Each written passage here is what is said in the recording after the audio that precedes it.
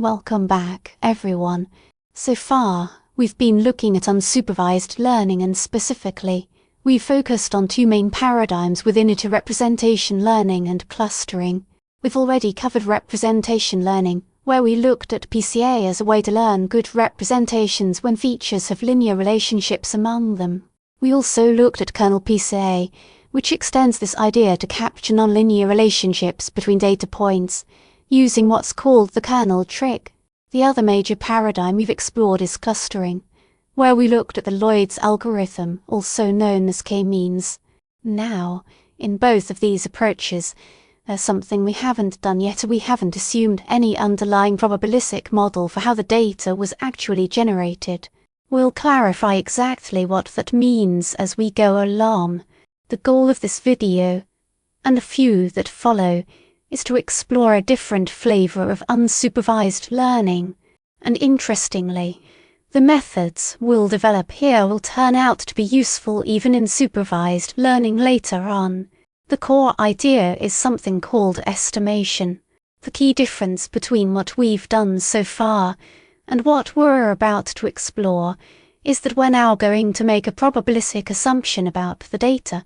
We're still working in the unsupervised setting, but instead of relying purely on deterministic methods, we're going to bring in a probabilistic flavour, assuming there's some underlying probability model generating the data. So what does it actually mean to say there's a probabilistic model behind the data? Our basic hypothesis is this: as some probabilistic mechanism generating the data. That's the core assumption we're working with, and importantly, there's something about this mechanism that we don't know. I'll make that precise shortly. The overall goal is to given the data, estimate whatever it is we don't know about that generating mechanism. Let's build some intuition with a simple example. Imagine a black box. You can't see what's inside it, but there's a button on top. Let's say inside this box, there's a coin. And this coin isn't necessarily fair. It has a head and a tail, but the probability of landing heads when flipped isn't necessarily 50%. It could be 70%, 90%, or some unknown value we'll call P. Every time you press the button, the coin gets flipped inside the box, and you observe the outcome. Say the first press gives heads, which we'll record as 1. The second press gives tails, recorded as 0. The third gives heads again, 1. The fourth also gives heads, 1. So you end up with a sequence of observations like this. We assume these observations were generated by this probabilistic mechanism, governed entirely by that unknown coin bias. What we actually observe is this sequence of 1s and 0s. What we're assuming, and I want to emphasize the word assuming, is that there's some underlying mechanism responsible for generating this data. This assumption may or may not hold true in the real world, but we work with it anyway, and we'll discuss later how good or reasonable such assumptions tend to be. So in this case, we're looking at a bunch of 0-1 data, and our explanation, or story, for how this data came about is that there's a box with a coin, and every press of the button gives us one more observation. That's the assumption we're making, and crucially, the piece of this picture that remains unknown to us is exactly this parameter, P. This is our unknown parameter. You can think of this unknown parameter as a kind of compressed representation of the data. I might observe 1,000 individual 0-1 data points, but the entire generating mechanism behind all of them can be boiled down to just this one number, the bias of the coin. If I know that bias, I effectively know the whole story behind how the data came to be. It's simply tossing this coin some number of times and recording the results. Of course, we don't actually know what this parameter is, and that's exactly the goal of estimation. You observe some data, you assume a particular probabilistic model that generates that data, and under that model, you try to estimate whatever remains unknown. In our case, we've assumed there's a coin with some bias, but we don't know what that bias actually is. Our only clue, our proxy for understanding this hidden parameter P, is the data itself. So we observe the data, we've made our modelling assumption, and now we want to estimate the unknown parameter using that data. That's the general idea behind estimation. Let's work through a slightly bigger example, still with a coin, but now with more observations. Suppose we observe 12 data points 1, 0, 0, 1, 1, 0, 1, 1, 1, 1, 1, 1. Again, our assumed model is that there's a box, and every press generates a 1 or a 0, governed by a coin with some bias p, meaning the probability that a random variable x equals 1 is p, and the probability that x equals 0 is 1 minus p. That's precisely what we mean by a probabilistic mechanism, generating this data. So, given this data, what would be a reasonable estimate for p? It's worth pausing here and thinking about it yourself before I share the natural guess. If you simply count the number of ones in the data, you'll find there are 9 ones and 3 zeros out of 12 total observations. So a natural estimate would be 9 over 12, which simplifies to 3/4. This becomes our estimator for the underlying value of p. Now what do we do with this estimate? Once we believe we know, or have made a reasonable guess about, the true value of p, we essentially now have our own version of that box. A coin with bias 3/4. And once we have that, we no longer even need the original data, because we understand the underlying mechanics generating it. The data itself only carries information about the mechanism that produced it. Once we know that mechanism, meaning, once we know p, we can generate as many new data points as we like directly from that model. But remember, this is still just a guess. It may or may not match the true underlying value of p. In fact, once we introduce probability into the picture, we can never be 100% certain we've identified the true p that generated the data. Why is that? Well, consider a guess of 2/3 instead of 3/4. Could a coin with bias 2/3 have generated this exact data? Yes, absolutely. There's nothing that rules that out. What about an extremely small value, like p equals 0.0001? Could that coin have generated our observed data? Again, we can't completely rule it out. It would just mean we had an extraordinarily unlucky, or rather lucky, run, seeing 9 heads out of 12 tosses when the true probability of heads was incredibly small. That would be an exceedingly rare event, but rare doesn't mean impossible. So both 2/3 and this tiny value remain technically possible explanations. What about p equals 0 exactly? If p were truly 0, the coin should never land heads at all. Every toss should be tails. But we clearly observe several heads in our data, so p equals 0 is definitively ruled out. Similarly, p equals 1 is also impossible, since that would mean every toss should be heads. Yet we observed at least one tail. So the only two values we can rule out entirely are p equals 0 and p equals 1. Every other value strictly between 0 and 1 remains a genuine possibility for the true underlying p. So, given that essentially every value between 0 and 1 is technically possible, why did we specifically guess 3/4? What implicit assumptions were we making, without necessarily realizing it, when we made that guess? There are 2 standard assumptions that we typically rely on when working with this kind of data. Let's spell them out. Suppose we have this box with unknown parameter p, and we observe n data points, x1 through xn, each either 0 or 1. The 2 basic assumptions we make are first, that these observations are independent, and second, that they are identically distributed. What does independence mean here? It means that knowing the outcome of one toss tells you absolutely nothing about the outcome of any other toss. For instance, if I told you the 3rd toss came up heads, that wouldn't change your belief at all about whether the 4th toss will be heads or tails. This holds true for any pair of observations you pick. They're all mutually independent of one another.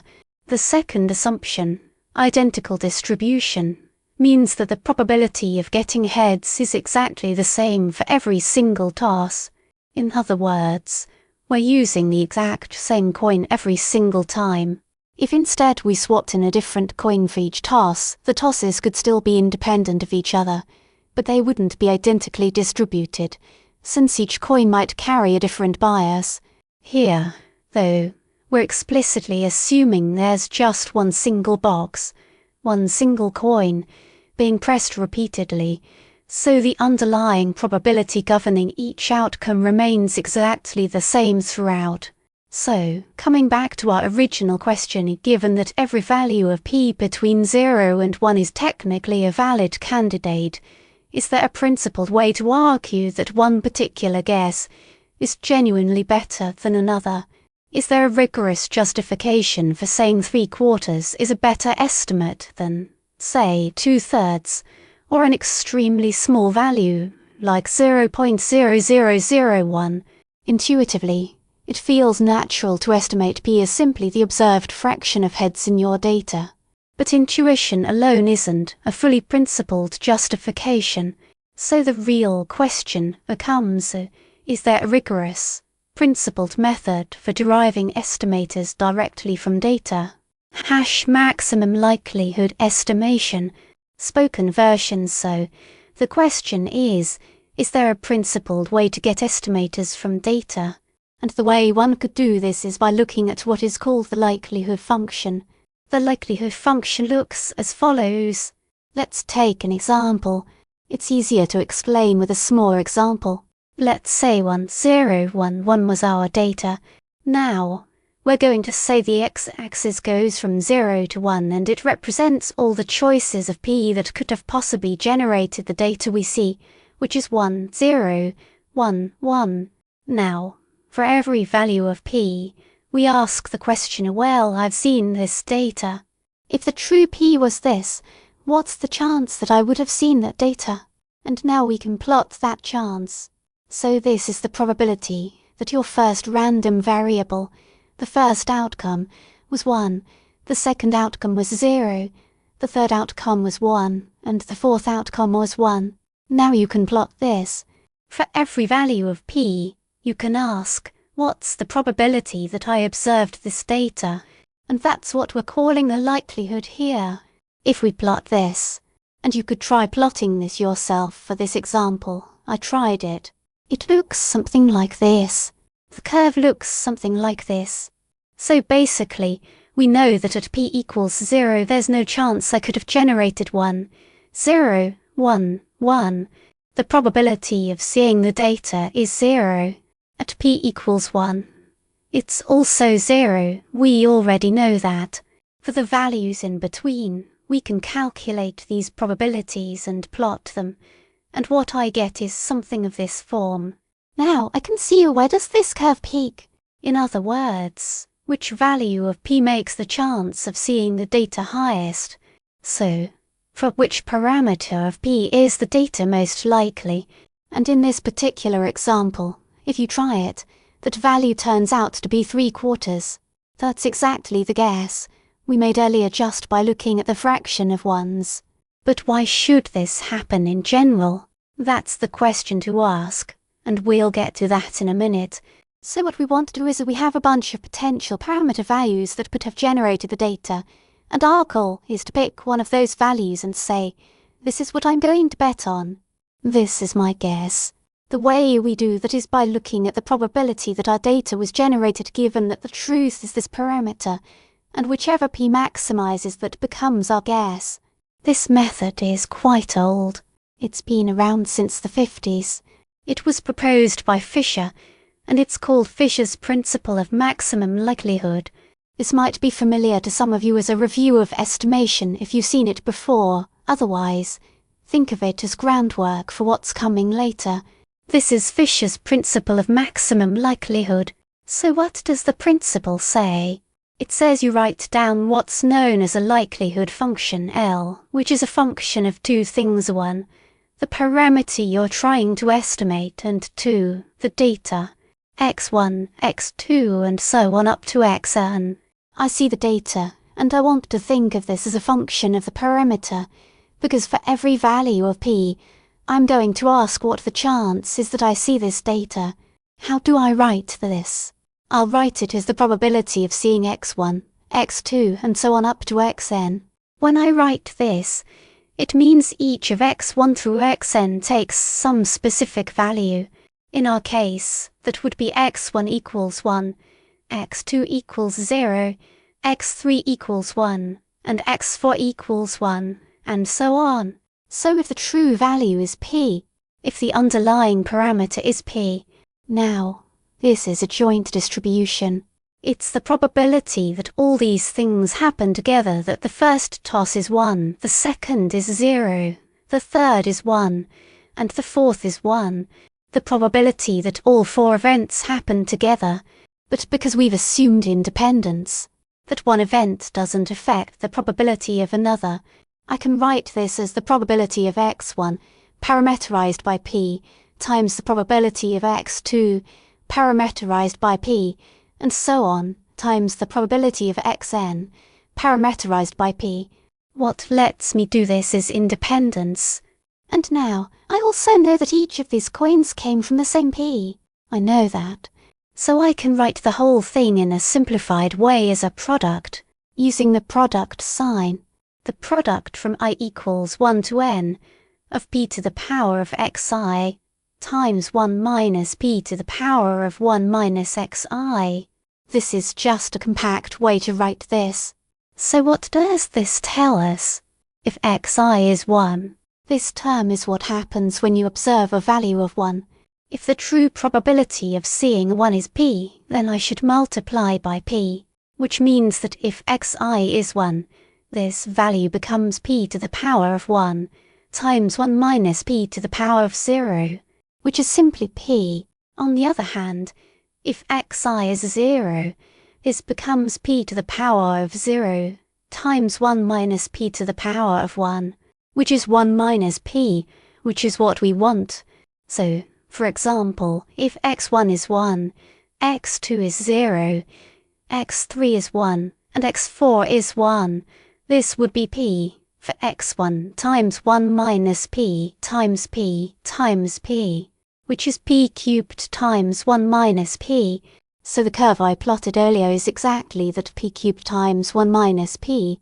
That's what we have here in general. Okay, so now, what is the estimator? This is the likelihood function. Now we want to define our estimator, our base for p. And that's where you put a hat on top of p to emphasize that it's a guess. That guess comes from the maximum likelihood principle.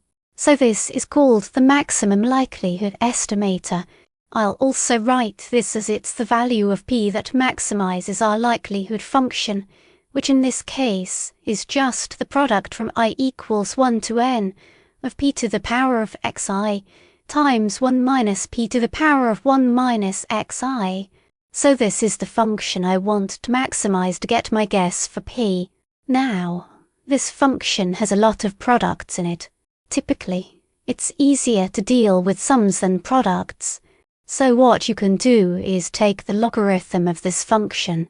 In fact, you can look at the value of p that maximizes the logarithm of the product from I equals 1 to n of p to the power of xi times 1 minus p to the power of 1 minus xi. Now, remember, this is fine because the logarithm is a monotonically increasing function. That means if there's a p hat that maximizes the original function, meaning the function's value at p hat is greater than its value at any other point, then if I take the logarithm of it, because of that monotonicity, the log of the function's value at p hat will still be greater than the log of the function's value at any other point. So it's okay whether I maximize the original function or its logarithm. The point where the maximum occurs doesn't change, because log is a monotonic, increasing function. I can do this. Now things become simpler. This becomes the value of p that maximizes the sum from I equals 1 to n of, because the log of a product becomes a sum, xi log p, plus 1 minus xi log of 1 minus p. Now, this function happens to be a nice concave function. Don't worry if you haven't seen that term before. That's fine. It just means you can maximize this by taking the derivative and setting it to 0. So, take this as an exercise. Take the derivative of this function. Treat it as a function of p. The derivative of the log likelihood function of p. Treat the log likelihood function. Set its derivative to 0, and you'll get our guess, p hat, the maximum likelihood estimate, equal to 1 over n, times the sum from I equals 1 to n of xi. If you did that, took the derivative and set it to 0, I urge you to try it yourself, you'd get the answer as simply the average of your data points. This looks like the average, but it also has a simple interpretation, because each xi is just a 0 or 1, heads or tails. So what contributes to the sum is just the ones, not the zeros. Basically, the sum counts the number of ones in your data. So this is simply the fraction of ones. So here's a method called the principle of maximum likelihood, which gives us reasonable guesses. My guess for the true p, based on the data, is the value of p that maximizes the chance that I observed this data. And that led us to the fraction of ones, which was also our intuitive guess. But remember, we've implicitly used two important facts. One is independence of the trials, the other is that the trials are identically distributed. So that's one example. Now, one thing to keep in mind when we're doing this is the following. Let's say we now have data of a different form. We still have x1 through xn, but they're no longer zeros or ones. Let's say xi belongs to the real numbers. For every I, let's say I collect the height of 100 people, and I want to reason about that probabilistically. Now, height can't necessarily be 0 or 1. It can be any value, so I can't use the previous model. If I use the previous model, the box with coins inside, that's not going to explain this data, because that box can only explain data made up of zeros and ones. I need a different box to explain this data, which means I need a different probabilistic model. The natural model here would be something like this. You still have a box with a button, and your data comes out of it. But because your data can be any real value, you want a box that can produce real numbers. The simplest assumption would be that the box generates a Gaussian random variable with some mean mu and some variance sigma. So I'm assuming xi is Gaussian with mean mu and variance sigma squared for every I. That's another reasonable assumption to explain this data. Now, if I do that and write the likelihood function the same way we did earlier, for simplicity, let's say we already know the variance that generates the data. That's not true in general. If you just have a bunch of data points, you wouldn't know anything about it. But let's simplify and say we know the variance. So the only unknown is the mean. Let's say the mean is the parameter we're trying to estimate. Mean is unknown. Variance sigma squared is known. So what does the likelihood function look like now? It's a function of mu and sigma squared, the parameters. One known, one unknown, and of course the data x1 through xn. Now, what is this likelihood? The way we defined it earlier, it's the probability of the joint distribution of x1 through xn, parameterized by mu and sigma squared. Of course, by independence, I can write this as a product, from I equals 1 to n, of the probability of xi, given mu and sigma squared. Now, what is this probability? Let's say x1, the first height I measured, was 162.53 centimeters. Let's assume some Gaussian distribution with mean 150, say. So here's the Gaussian curve, centered at 150, with some variance I know. Now I'm trying to find the mean. So let's say I start with a guess of 150. Now I'm asking what's the chance that if I draw a sample according to a Gaussian distribution with mean 150, I get 162.53. That's the question we're asking. So if we define our likelihood this way, but remember, the Gaussian is a continuous distribution. If you ask for the chance that a random variable sampled from a Gaussian distribution falls between two values, R and B, we know that chance is given by the area under the curve of the probability density function between those 2 points. That probability density function, if you remember, is e to the power of minus the quantity xi minus mu squared divided by 2 sigma squared times 1 over the square root of 2 pi sigma. That's the formula we already know. Now, that gives us the chance for an interval, but we're asking about the probability of a specific value we observed. I stopped a person, asked for their height, and got the value 162.53. Now I want the probability of seeing that exact value given some Gaussian with mean mu. But because the Gaussian is continuous, the probability of any single exact point, or any finite set of points, is going to be 0. Only intervals have non-zero probability for continuous distributions. So no matter what mu is, this is always going to give 0. In other words, this function, as it stands, our product of probabilities, gives 0 for every possible choice of mu, which means it can't distinguish one mu from another. It has no way to tell them apart, so it's not useful for making a good guess. There's nothing to maximize here, because every mu gets a value of 0. Every mu is equally bad. You can't use this function to make a guess.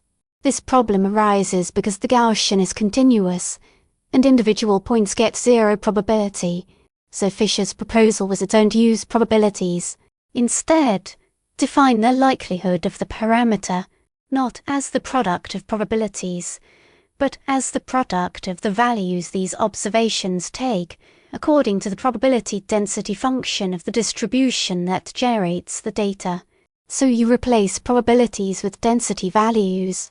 In other words, you replace the probability of x1 through xn with the joint density of x1 through xn, parameterized by mu and sigma squared.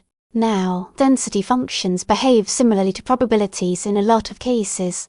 In fact, if the data points are independent, the joint density factorizes too. So this can be written as the product from I equals 1 to n of the density function evaluated at xi, parameterized by mu and sigma squared. What does this mean? It means I'm looking at the height of the bell curve at the point xi. I'm not asking for the probability, that's 0, but the value of the density function at that point is not 0. It's some non-zero value. It might not even be between 0 and 1, but it's some non-zero value we can use as a stand-in a sense, for probability. That's Fisher's proposal, and in fact, we already know what this looks like for the Gaussian. This is asking if the true mean is mu and the variance is sigma squared. What's the density at a particular value, xi? By definition, that's 1 over the square root of 2 pi sigma times e to the power of minus the quantity xi minus mu squared over 2 sigma squared. Same mu, same sigma squared, but you multiply this across the different values of xi. That's essentially what this means. So this is our new, modified likelihood function. That's actually why we call it the likelihood, and not the probability function. If it were always literally probability, why give it a different name? We give it a different name because it isn't strictly a probability of observing the data. It's the likelihood of observing the data. That's what Fisher called it, and we want to maximize this likelihood function. Now we do the same thing as before. This is a product of a bunch of terms, so you take the log of the likelihood function of mu, sigma squared and x1 through xn. I'll just do this once, for completeness. This becomes the sum, from I equals 1 to n, of the log of 1 over the square root of 2 pi sigma, using natural logarithm, plus minus the quantity xi minus mu squared. The logs and the exponential cancel out, and it comes out as something like this. Of course, we're trying to maximize this with respect to mu, because we want the value of mu that maximizes the likelihood, so the first term doesn't involve mu at all. So I can drop it. It won't affect the maximization. In other words, I might as well maximize the sum from I equals 1 to n of minus the quantity xi minus mu squared. I can even drop the 2 sigma squared, since we're treating that as a constant. It doesn't affect the maximization either. So I want to find the value of mu hat, the maximum likelihood estimate, that maximizes the negative of this expression. Again, you can take the derivative and set it to 0. Please try that yourself. It only takes 2 steps. And again, this comes out to 1 over n times the sum from I equals 1 to n of xi.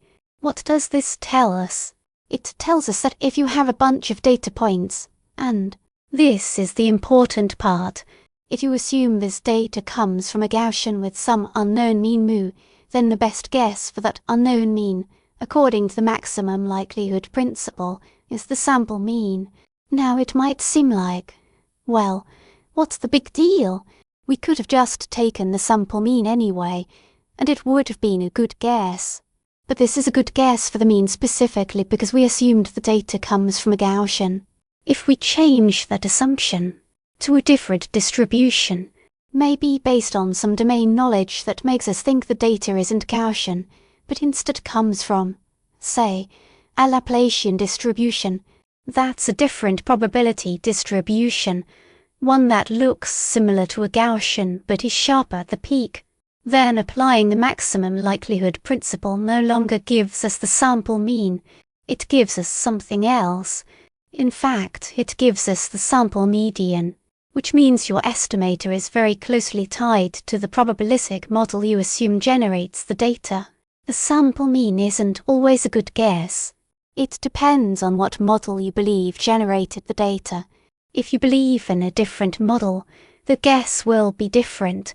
Our method adapts to the model because it essentially uses the density function of whatever model generates the data, and so it works well for the model we choose. That's the point I wanted to make, and in general, this is a very general-purpose method. It's a simple idea. You put down a model, whatever that model may be, write down its density function, or, for a discrete distribution, its probability. Write down the likelihood function of the parameters and maximize it. It's as simple as that, but more importantly, it's just as general. Once you have the model, you have a method to get an estimator. These estimators may not always be intuitive up front. In this case, maybe it is intuitive, and in the earlier coin toss example, it was probably intuitive too. It's nice when it matches our intuition. In cases where we already have some intuition about what a good guess should be. But even when we don't have that intuition, the method is robust enough to give us useful estimates. And that's why it's such a popular method in statistics and machine learning. So that's one side of the story. A summary, so to speak, of the principle of maximum likelihood. Now, of course, if you were taking a statistics course, you'd want to understand why this is a good estimator. Maybe someone clever comes along tomorrow and says, "Hey, I've got another estimator that's better." And then you'd have to argue why maximum likelihood is better than what they're proposing, and so on. That's what a statistics course would cover, arguing the good properties of the maximum likelihood estimator. In many cases, it does give you very good estimators, and in some cases, you can even argue that you can't do better than a maximum likelihood estimator, that in certain well-defined ways, it's the best you can possibly get. But since this isn't strictly a statistics course, we won't dig deeper into the specific properties of the maximum likelihood estimator itself. We'll just agree that it's a good estimator. It typically gives reasonable guesses. And what we want to ask now is this: given that this is a good estimator, is there something else that might typically be available in practice? And if so, Is the maximum likelihood estimator still the best thing to use, or is there something else one could do? I'm being a bit vague here, so let me make that more precise. And then we'll see how you might come up with different estimators, which in some cases might even be better than the maximum likelihood estimator. Bayesian estimation. Spoken version. So, this is a good estimator. Given data, it gives us good estimates. Is there something else that might typically be available in practice? And if so, is the maximum likelihood estimator still the best thing to do? Or is there something else we can do? Of course, I'm being vague here, so let me make that a little more precise. Then we'll see how you can potentially come up with different estimators, which might, in some cases, be better than the maximum likelihood estimator. To do this, let's go back and revisit our simple coin toss example. Our model is still the coin toss model. You observe data, which is 0 and 1, and you assume it comes from a box with a coin that has some unknown bias p of generating heads. You press it n times, and you get n data points, n observations. All the same setup as before, but now there's an extra piece of information as somebody comes and tells you something. Let's put this into the coin example. By the way, coin tosses are called Bernoulli trials, just like we call the corresponding random variables in the Gaussian case Gaussian. Here we call them Bernoulli trials. So you have coins, x1 through xn.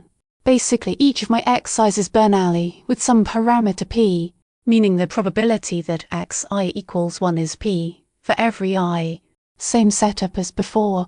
Now, in addition, let's say someone came and told you the following: I believe the bias p is somewhere close to 1. Let's say someone said this. Now, imagine a situation where you have this box, and the box has a coin inside about which, at this point, you know nothing. Let's say you haven't even seen the data yet. But then somebody walks in and says, I believe the bias p is somewhere close to 1. Now you have this extra piece of information, which is just an English sentence. Somebody says they believe p is close to 1. That's an English sentence, but nevertheless, it's a statement that gives you some information about the coin inside the box. We'll call this, in general, domain knowledge. The statement could be anything. It could be I think p is closer to 1. Or it could be something like I know it's small. P is either small or too high, but I'm sure it's not close to 0.5. That's also a statement someone could make. All of these are statements that people could make, or that you, as a practitioner, might have based on your experience, what I'll call a hunch about the parameters. Not a hunch about the data, a hunch about the parameters.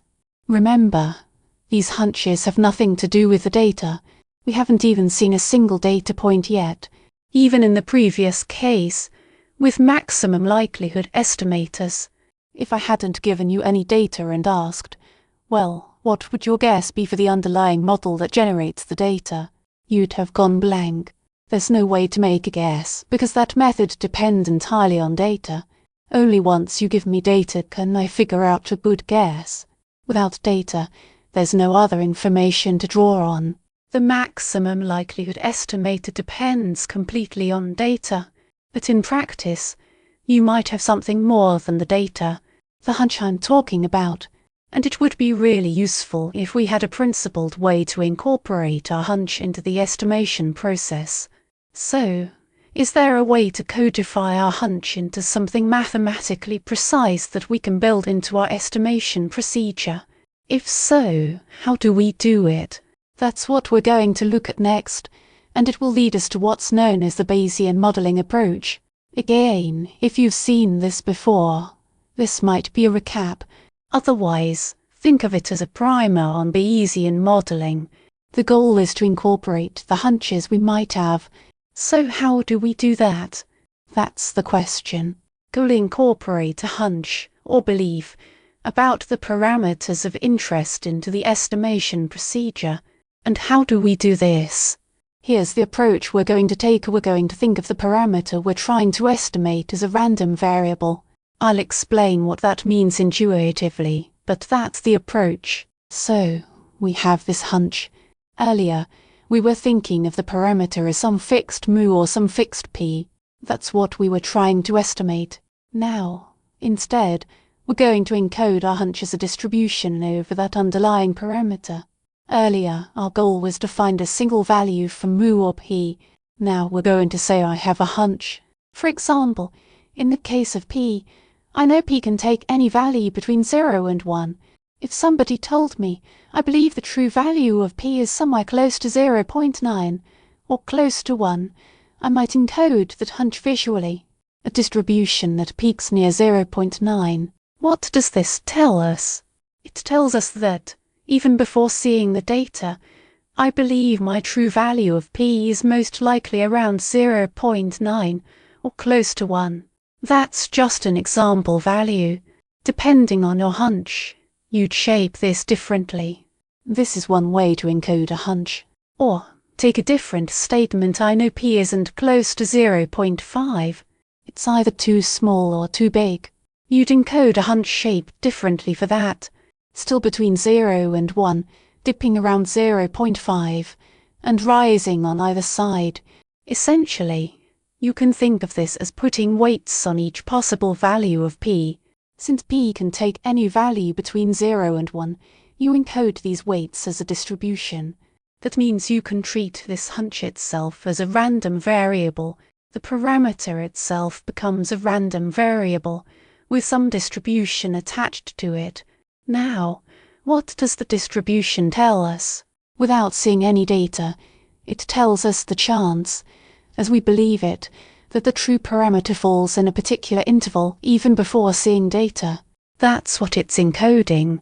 For p, it might look like the examples I described. For mu, you might say I think the mean. Mu, the parameter I'm estimating, is probably around minus 12.5. Maybe that's the guess I want to encode, a distribution centered around minus 12.5. It could be other things too, but I believe it's more likely to be near minus 12.5 than anywhere else. That's how you encode that hunch before seeing the data. So what are we really saying here? We're saying we have a hunch, which we codify using a probability distribution over theta. Let's say theta is the parameter we're trying to estimate. Let's not fix it as mu or p specifically, but keep it general as theta. This means there's some function, p of theta. What does p of theta give us? If theta is a continuous parameter, like p or mu, then p of theta is a continuous probability distribution, where the support, the range of values theta can take, covers any values you could have guessed. For p, that support is any value between 0 and 1, and the shape of this density function tells us our belief about the parameter of interest, even before we see any data. So the hunch we have can be codified using a probability distribution over theta, written as p of theta. This simply tells us that if theta takes values over a continuous range, like the p we were estimating for Bernoulli random variables, then p of theta is really a probability density function. It tells us what we believe about the underlying p in terms of probability. In other words, if you hadn't seen the data and I ask, what's the chance that p falls in a particular range? You could integrate this density function and give me that probability. Essentially, we're treating theta as a random variable. That's what this means. Now, what do we do with this hunch? Well, next, we see the data. Once we see the data, our belief system needs to be updated. We might believe p is around 0.9, meaning we expect the chance of heads to be much higher than tails. But if we observe 1,000 data points, and it turns out 900 of them are tails, that goes against our belief. We expected about 90% heads, but we're actually seeing about 90% tails. So we have to update our belief system to reflect what the data is telling us. On the other hand, if the data matches our belief system, that strengthens our belief. We might become more confident in our guess. Either way, after looking at the data, we need to move from our hunch to an updated hunch. That has to happen. How do we codify this updated hunch? Again, using a probability distribution. But now it's not just P of theta, it's P of theta given the data. This idea, moving from what's called a prior distribution over theta to what's called a posterior distribution over theta after observing the data, is what's called the Bayesian way of doing things. You have a hunch, you see the data, you update your hunch. That's Bayesian modelling. So where does Bayes come into this? Where's the Bayesian part? That's exactly what describes how you go from P of theta to P of theta given the data. If you recall Bayes' law, or Bayes' theorem, from high school, the probability of a given B equals the probability of B given A times the probability of A divided by the probability of B. That's our standard Bayes rule. It tells us that if we know these three quantities, we can compute the probability of a given B. How does this help us here? We think of her as the parameters, our theta, and B as the data, x1 through xn. Using Bayes' law, we get the probability of theta given the data x1 through xn. Our updated hunch, after seeing the data, equals the probability of the data given theta times the probability of theta divided by the probability of the data. This is exactly analogous to Bayes' law, and if you notice, this gives us an excellent way to go from our prior to our posterior. What Bayes' theorem is really saying is this: you start with some initial belief, your prior distribution. To get to your posterior distribution, you revise that prior with a multiplicative update, and that update is given by a specific term we've already encountered. The numerator should look familiar. Think about what it represents if I give you theta, tell you what the parameter is. What's the chance you'd see this data? That's exactly what we've been calling the likelihood. We've already seen this. The denominator doesn't depend on theta at all. The technical term for it is evidence. It's the chance that you observe the data itself, but notice it doesn't depend on theta, which means you can think of the posterior as proportional to the likelihood times the prior. You're reweighing your previous belief using the likelihood, and that gives you the posterior. That's essentially what Bayesian modelling is telling us. For example, say I had a hunch. Someone told me they believe the true P is close to 0.9. I could encode that hunch as a density function, one that peaks at 0.9. Now I see my data, let's say 10 data points, and most of them are 0. Say 8 are 0 and 2 are 1. Again, these are just illustrative numbers, not exact, just to give you a feel. Now, the likelihood is suggesting the p-value should be around 0.2, whereas my belief says it should be 0.9. If I combine these, I might get an updated hunch, a new distribution that peaks somewhere around, say, 0.27.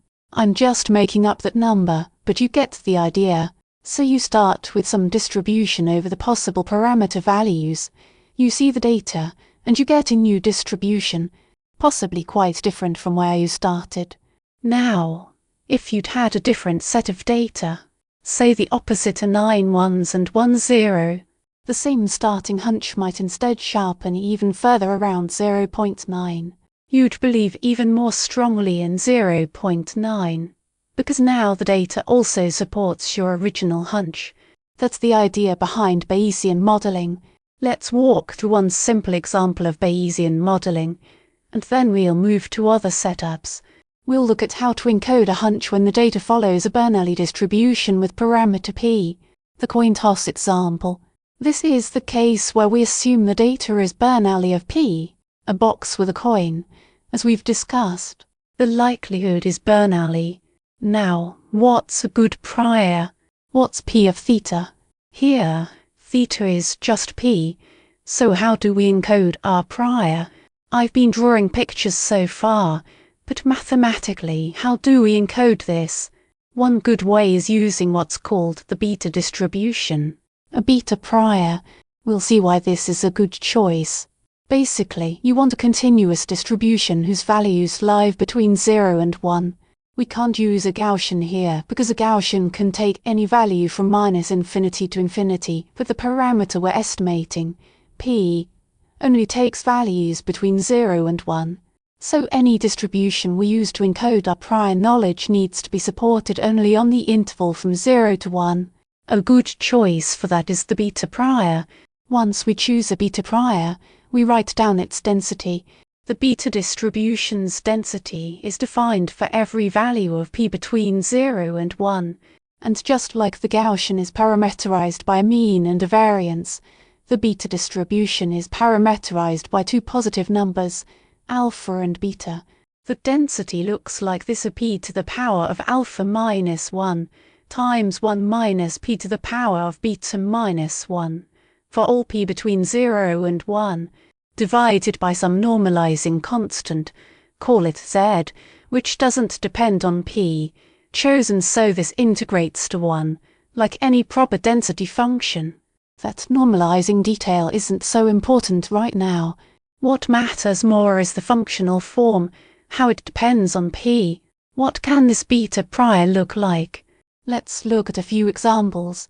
Over the range from 0 to 1, if we set alpha equal to 2 and beta equal to 2, we get a density shaped like p times 1 minus p divided by a normalizing constant, a curve that peaks in the middle around 0.5. If instead alpha is 2 and beta is 5, the shape changes. Again, just illustrative, and it tells us that with a small alpha and large beta, we believe the true p is closer to 0 than to 1. When alpha and beta are both 2, it's as if we still believe the coin is roughly unbiased. Our highest belief is around 0.5, but we're spreading out our bets a bit. For a different choice, say alpha equals 0.5 and beta equals 0.5. The shape looks quite different. It dips in the middle and rises at both ends. It's a very flexible distribution. This lets us encode a belief like p is either small or large, but definitely not close to 0.5. In other words, a biased or skewed coin. That belief can be captured by choosing alpha equal to 0.5 and beta equal to 0.5. So, this distribution can capture a lot of different intuitions, depending on your choice of alpha and beta. Now, what do we do with this prior? We need to write down the posterior. P of theta given the data. We said this is proportional to the probability of the data given theta, times p of theta. The prior gives us the density for p of theta. How does p of theta given the data look? If the data comes from a Bernoulli likelihood, we want the density of p given the data at some value of p. This is proportional to the Bernoulli likelihood, which we already know the product, from I equals 1 to n, of p to the power of xi times 1 minus p to the power of 1 minus xi. We've already seen this. It's our likelihood function, given the data x1 through xn. Our prior, p of theta, we said is p to the power of alpha minus 1 times 1 minus p to the power of beta minus 1. So this is our prior, and this is our likelihood, multiplying them. And of course, we'd technically have to divide by the evidence, which is why I say proportional to, not equal to, gives us the density of the posterior. Here's the interesting part: the prior and the likelihood both have the same functional form, p to some power times 1 minus p to some power. They look structurally similar, so we can combine them. The posterior density is proportional to p raised to the power of the sum of the xi's plus alpha minus 1 times 1 minus p raised to the power of the sum of 1 minus the xi's plus beta minus 1. That's a simplification of the combined expression. There's still a normalizing constant needed to make this a proper density that integrates to 1, but that's not so important, as we'll see. What does this tell us? Very interestingly, our prior had the form p to some power times 1 minus p to some power, specifically p to the power of alpha minus 1 times 1 minus p to the power of beta minus 1, and our posterior turns out to have exactly the same functional form. This doesn't happen for every choice of prior. I'll comment on that in a moment. But here, the posterior has the same functional form as the prior. Since the posterior has the form p to some power times 1 minus p to some power, we know the posterior distribution is also a beta distribution. Its parameters are no longer just alpha and beta from the prior. They now depend on both the prior's alpha and beta and on the data. It's still a beta distribution, but the parameters have shifted. It's as though you're only updating the parameters of the distribution. You don't need to recompute the entire density function from scratch. Once you know the new parameters, you get the whole function for free. Interestingly, this doesn't happen for every choice of prior.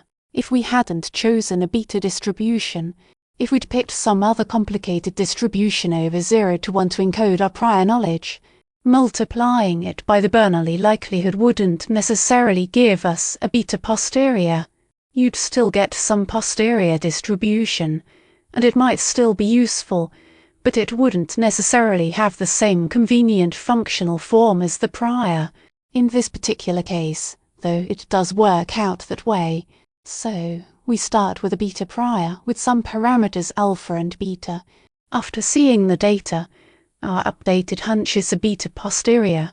Still beta, because the data is Bernoulli. What are the new parameters of this posterior? Let's pause and think. I'll tell you it's alpha plus the sum of the xi's, and beta plus the sum of 1 minus the xi's. One way to think about the sum of the xi's is simply as the number of heads. Call it nh in our data, and the sum of 1 minus the xi's is the number of tails, nt. So this tells us that if we started with some alpha and beta, and then observed nh heads and nt tails in our data, our updated belief about the parameter is a beta distribution with parameters a number of heads plus alpha and number of tails plus beta. Now, if we'd used simple maximum likelihood instead, our guess would depend only on the number of heads and tails. Specifically, nh divided by nh plus nt, which is just nh divided by n. Exactly what we found earlier as the maximum likelihood estimator. Here, with the Bayesian approach, one way to make a single guess from the updated posterior is to look at alpha plus nh divided by alpha plus nh plus beta plus nt, which simplifies to alpha plus nh divided by alpha plus beta plus n, since nh plus nt is just n. This might be our guess if we had to commit to a single value. In fact, this turns out to be exactly the expected value of the posterior, the expected value of any beta distribution with parameters alpha and beta is alpha divided by alpha plus beta. Here, the posterior is a beta distribution with parameters alpha plus nh and beta plus nt, and its expected value works out to be exactly this expression. Let's think about what this is telling us. We have some data with nh heads and nt tails. With maximum likelihood, we'd estimate the number of heads divided by n. With this Bayesian approach, we're instead computing the number of heads plus alpha divided by n plus alpha plus beta. It's as if we're saying we have our real data plus some extra ghost data, alpha extra heads and beta extra tails that aren't real, but represent our prior belief. If we hit our actual data, plus this additional alpha plus beta ghost data points, alpha of them heads, beta of them tails, then applying maximum likelihood to that combined data set would give us exactly this same expression alpha plus nh divided by alpha plus beta plus n, which is exactly the expected value of the posterior.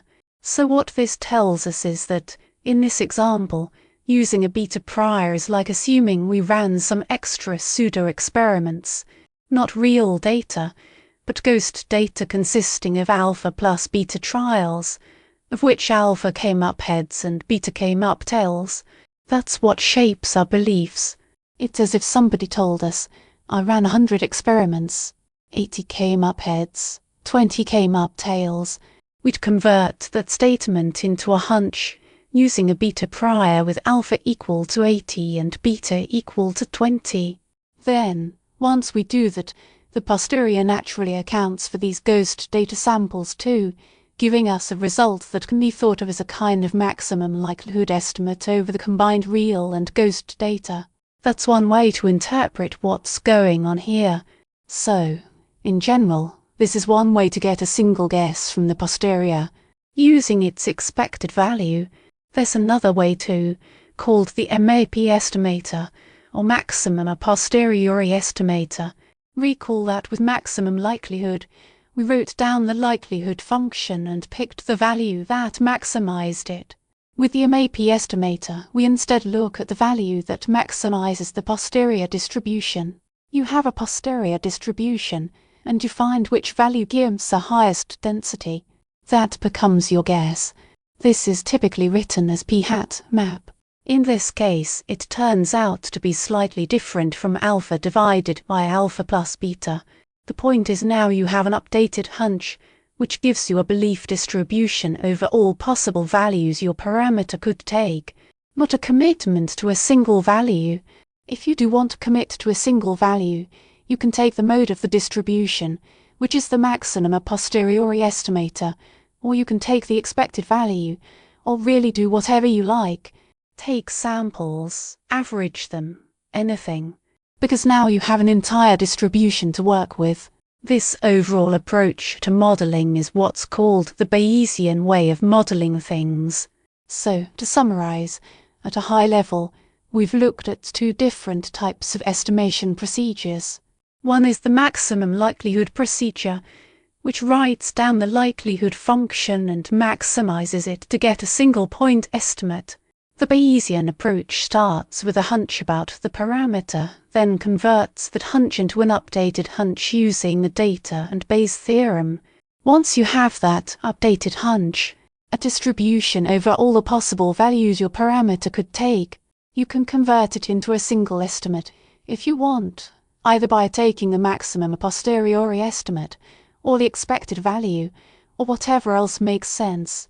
These are two broad approaches to estimation. This has all been basic statistical groundwork. What we're going to do next is take these ideas, especially the principle of maximum likelihood, and apply them to a very specific unsupervised learning problem. This will give us a probabilistic twist on a clustering algorithm we've already seen in the k-means algorithm. K-means didn't assume any probabilistic model for the data. So now, if we assume a reasonable probabilistic model for the data, can we come up with a probabilistic version, a probabilistic counterpart, to that clustering algorithm, or can we come up with a probabilistic counterpart to representation learning algorithms? These are the questions we'll tackle next, and that's where we'll really see the power of the techniques we've learned here. Maximum likelihood and Bayesian methods, applied to specific unsupervised machine learning problems like representation learning or clustering. Next, we'll see how to use these estimation ideas to build a probabilistic version of the clustering algorithm. We'll cover that next time. Hope you enjoyed this video. Thank you. Gaussian mixture models. Spoken version. Welcome back, everybody. So, we've been looking at unsupervised learning so far in this course, and we'll continue looking at unsupervised learning a bit more. Just to recap where we are, we looked at representation learning through PCA, and also the kernel version of it, which we called kernel PCA. Then we looked at clustering methods, which gave us Lloyd's algorithm, or the k-means algorithm. And then, last time, we looked at estimation as a probabilistic way of doing unsupervised learning.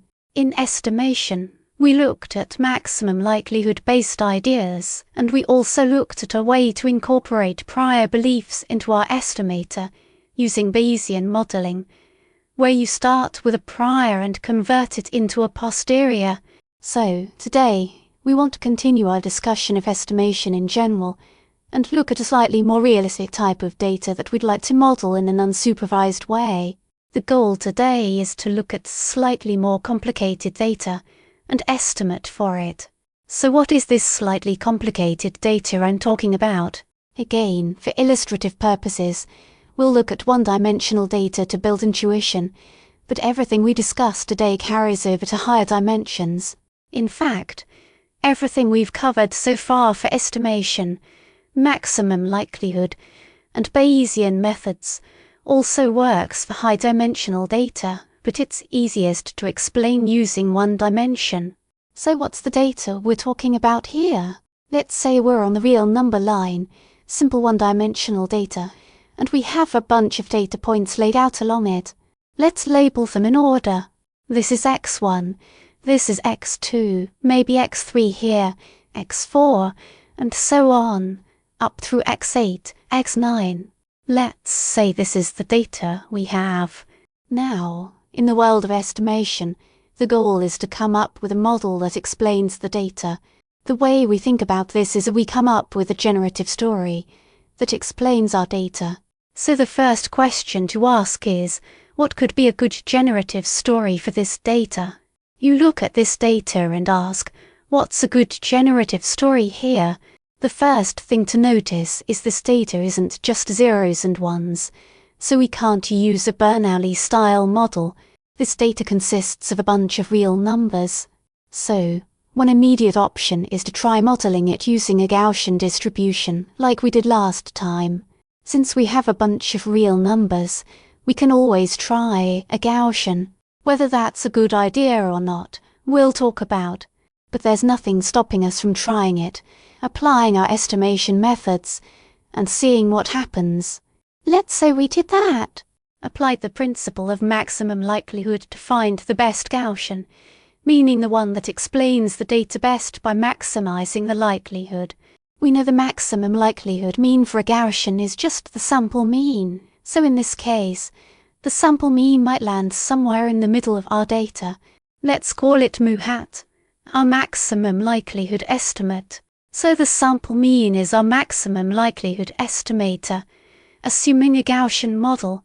Now, if I wanted to generate new data from this learned model, say the variance is known and equal to 1, what would the density look like, centered at this sample mean? It would look like a typical bell curve, peaked right at the sample mean, since we're positing that the true Gaussian generating this data has mean equal to our estimate. Now the important question is this actually a good model for this data? Here's the problem. Yes, the mean is the sample mean, sitting somewhere in the middle of the data points. That's fine. But if you stare at this model for a while, you'll notice there are data points in our actual dataset that fall in regions where the Gaussian assigns very low density. If you look at the probability of data falling into certain regions on the real line, according to our fitted Gaussian, those regions have very low probability, and yet we actually observed data points there. So what's the problem?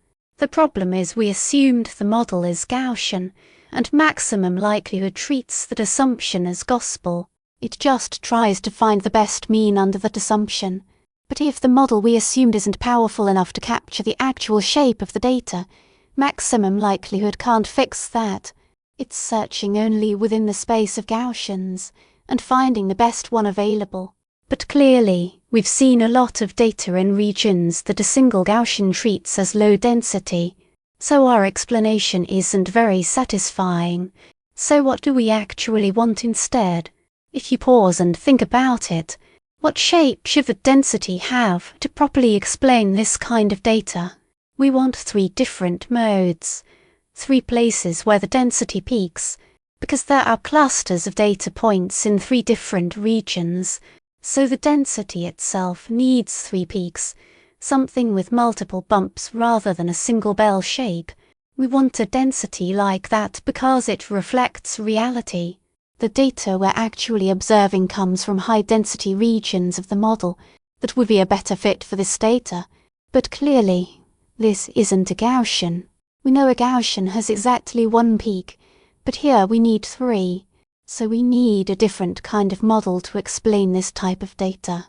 As you can see, there's some clustering behavior in the dataset, and that's where we're eventually headed. We want to develop a probabilistic model that can capture this kind of clustered data. How do we do this?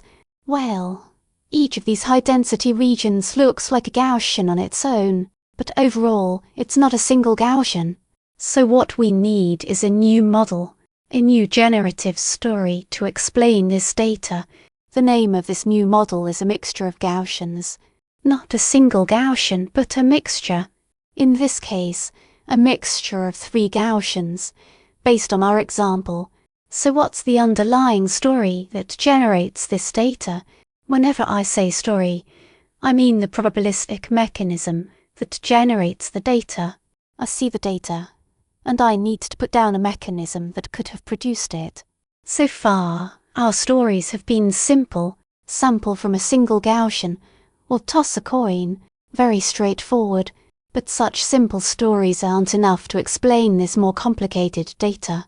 So we need a new story, and the one we'll develop now has 2 steps, instead of the single step we've used before. So what's step 1 of the story? Pick which mixture a data point comes from. Here's how we'll model this. I've seen the data, and I want to understand how each point was generated. Let's look at the first point, x1. How was it generated? Before generating x1, something happened behind the scenes, probabilistically, and that's what we're trying to explain. That something has 2 steps. The first step is deciding which mixture to draw from. In our example, there are 3 mixtures. For now, let's assume we know the number of mixtures in advance. So you're given that number, and then you decide, in some probabilistic way, which mixture the data point comes from. You can think of mixture as similar to cluster if that helps, but the common terminology is mixture, so I'll stick with that. Once you've decided the mixture, the second step is straightforward. You generate a data point from that mixture. So, this is a 2-step process, instead of the single step we've used before. First decide the mixture, then generate the data point from it. Simple enough conceptually, but now we need to make this precise and probabilistic. Let's formalize step 1. Imagine you want to generate a point from one of 3 mixtures. Think of it as a dice with 3 faces. You roll this dice, and it lands on one of the faces, showing either 1, 2, or 3. We treat that number as the mixture the data point comes from. More generally, let's say there are k mixtures instead of just 3. We're going to generate a mixture component, some number between 1 and k, and we'll call this number zi, the mixture indicator for the ith data point. This tells us which mixture the ith data point comes from. How do we decide zi? Probabilistically, by rolling this dice. If the dice lands on face 2, then zi equals 2, meaning the ith data point comes from the second mixture. This means there's an underlying probability distribution, the dice itself, and we can write the probability that zi equals some value, say L, as pi sub L. In other words, the probability that the ith data point comes from the LTH mixture is given by pi sub L. So, for example, with 3 mixtures, we might have pi 1 equal to 0.5, pi 2 equal to 0.25, and pi 3 equal to 0.25, meaning 50% of the time, the point comes from the first mixture, 25% from the second, and 25% from the third. This is step 1, happening under the hood. Since pi represents probabilities, the sum, from I equals 1 to k, of pi I, has to equal 1. Because we're choosing exactly 1 mixture, probabilistically, out of the available options. Also, each pi I lies between 0 and 1, since these are probabilities. So, in short, when selecting a mixture probabilistically, with probabilities given by pi 1 through pi k, whichever face the ith data point's dice lands on, we call that zi. If you remember from k-means, we also used zi as a cluster indicator there. Here it plays a similar role. as a mixture indicator. That's the first step at deciding which mixture, or cluster, the data point comes from. Now, the second step is pretty simple. Say Zi turned out to be 5, meaning we need to generate a point from the fifth mixture.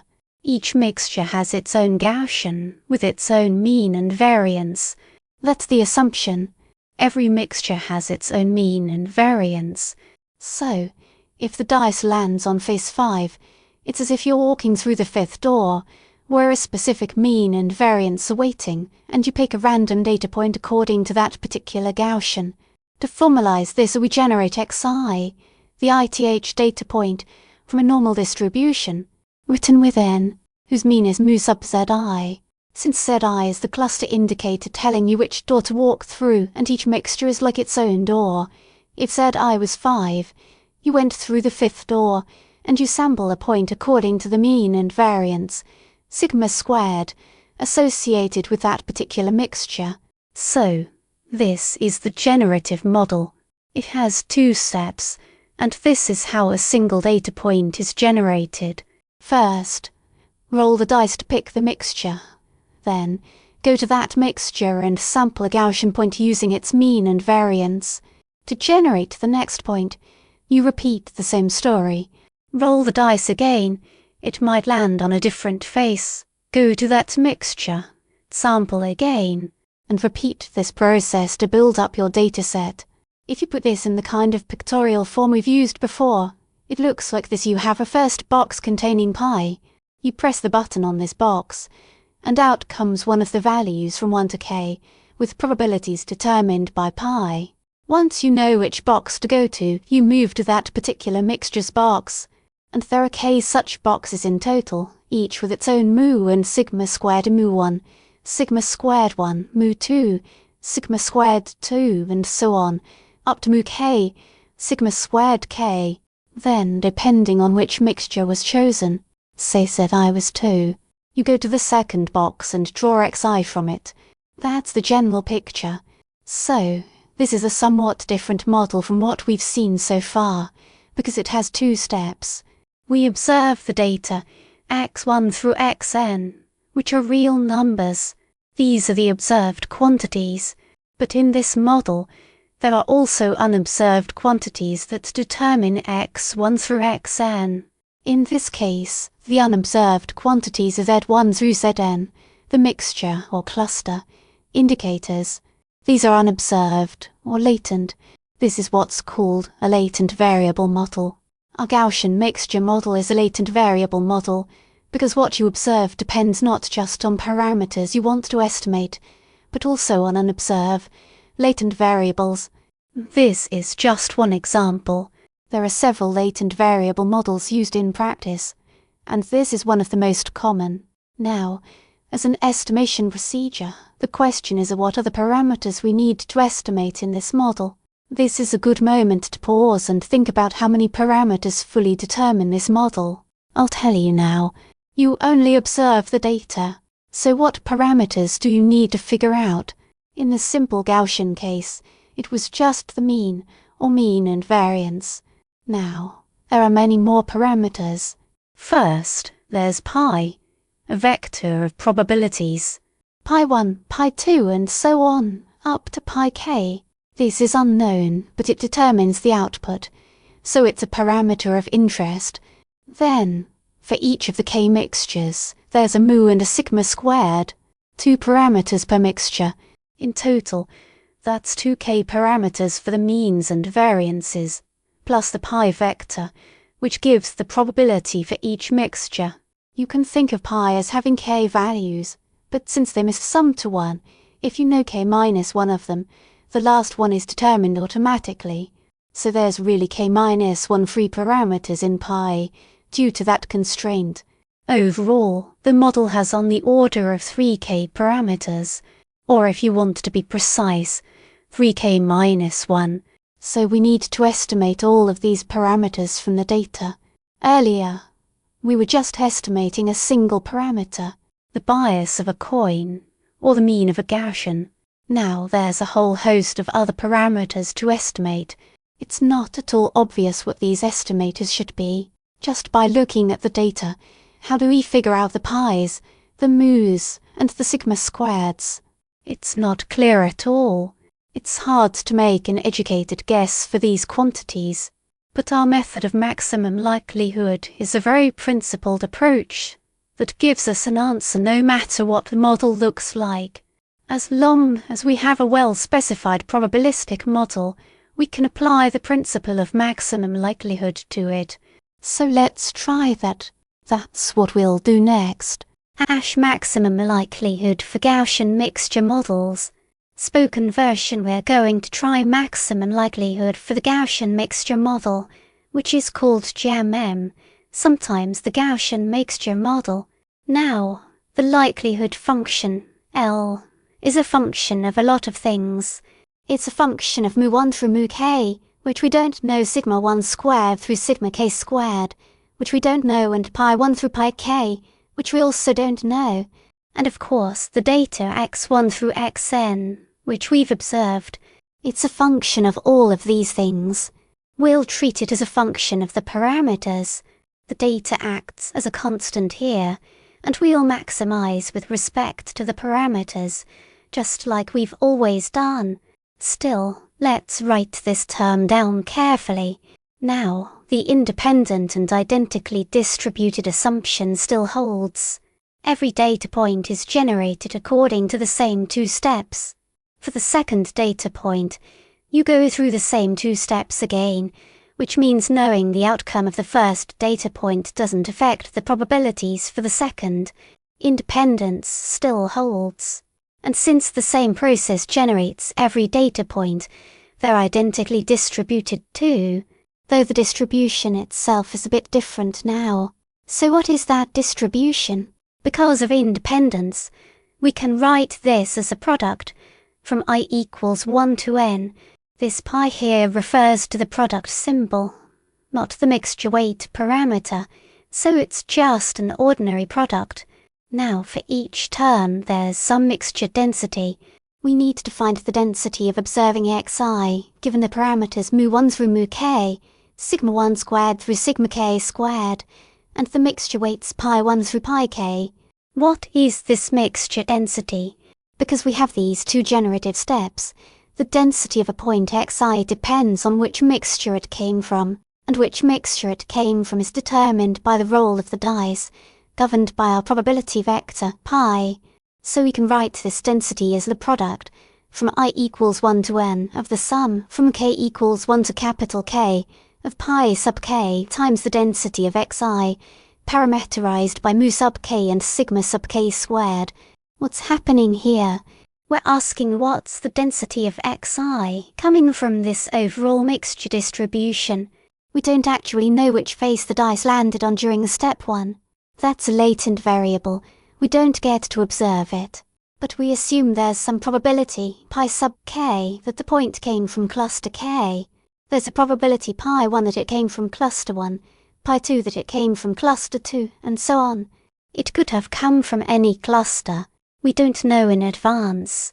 So we account for the fact that it could have come from any cluster, weighting each possibility by the probability of coming from that particular cluster. We also know that if a point comes from cluster 1, it can't simultaneously come from cluster 2. These are mutually exclusive events. So the total chance of seeing this data point is the sum of the chances across all these mutually exclusive possibilities coming from cluster 1, coming from cluster 2, all the way through cluster k. We can add up these chances. But what's the chance it comes from, say, cluster 1 specifically? Two things need to have happened first. The dice needed to land on face 1, which happens with probability pi 1, and second, this point needed to be generated according to a Gaussian with mean mu 1 and variance sigma squared 1. These two things happen together, the point being assigned to a cluster, and then that cluster generating the point according to its own density. That density is just an ordinary Gaussian, or normal, density, because that's our underlying assumption. That's the Gaussian mixture model, and we already know what that density looks like. Let me give some intuition here. Suppose the true density looks like 3 separate bumps. Say the mean of the first Gaussian is around -20, the mean of the second is around 0, and the mean of the third is around 15. Now say we observe x1 equal to -15. Some point out there, this doesn't immediately mean x1 came from cluster 1. Not necessarily. Remember, we follow 2 steps. It's possible cluster 1 was chosen, and this point was generated from cluster 1 according to its density value at that point, but it's also entirely possible that cluster 2 was chosen when the dice was rolled, in which case the relevant density would be the second Gaussian's value at that point, which would likely be smaller, since -15 is farther from cluster 2's mean. It could even have come from cluster 3, where the density might be even smaller still, very small, but never exactly 0, since a Gaussian never assigns exactly 0 density anywhere. So it could have come from any of these clusters. We can't immediately rule any of them out, and it's not just closeness to the mean that determines this. The mixture weights, the pi's, matter too. For instance, suppose pi3 was 0.9, while pi1 and pi2 were each just 0.05. Then, even though -15 is quite close to -20, the chance the first cluster was even selected in the first place is only 5%, whereas the chance the third cluster was selected is much higher. So it's not just how much density the Gaussian assigns based on proximity to its mean, it's also the prior chance that cluster was ever picked at all. Both of these are unknown at this point, and we need to factor in both. That's exactly what this equation captures. Let's move forward now and see what this density looks like, and how we can apply maximum likelihood here. Now, I'm going to write the likelihood function. Since there are so many parameters, I won't keep writing them all out every time. I'll just call the whole collection theta, that covers all the means, variances, and mixture weights together. I'll just refer to it as the parameters, or theta. So the likelihood is the product from I equals 1 to n, because of independence, and for each point, it's the sum from k equals 1 to capital K of pi sub k times the Gaussian density that cluster k assigns to this point, which we know is e raised to the power of minus the quantity xi minus mu sub k squared, divided by 2 sigma sub k squared, all divided by the square root of 2 pi sigma sub k. So this is the actual mixture likelihood function we're trying to maximize. There's nothing stopping us from writing down a complicated likelihood function like this. That's the whole point of working with likelihood functions in the first place. If it were always as simple as taking a sample mean or a fraction of heads, there'd be no need to develop all this theory. We're doing this precisely so we can tackle more complicated problems, and we need to be equipped to handle them. So, this is our likelihood function. Since it's a product of many things and it's typically easier to work with sums than products, our usual approach is to look at the log of the likelihood as a function of theta. Let's see what that looks like. It becomes the sum from I equals 1 to n.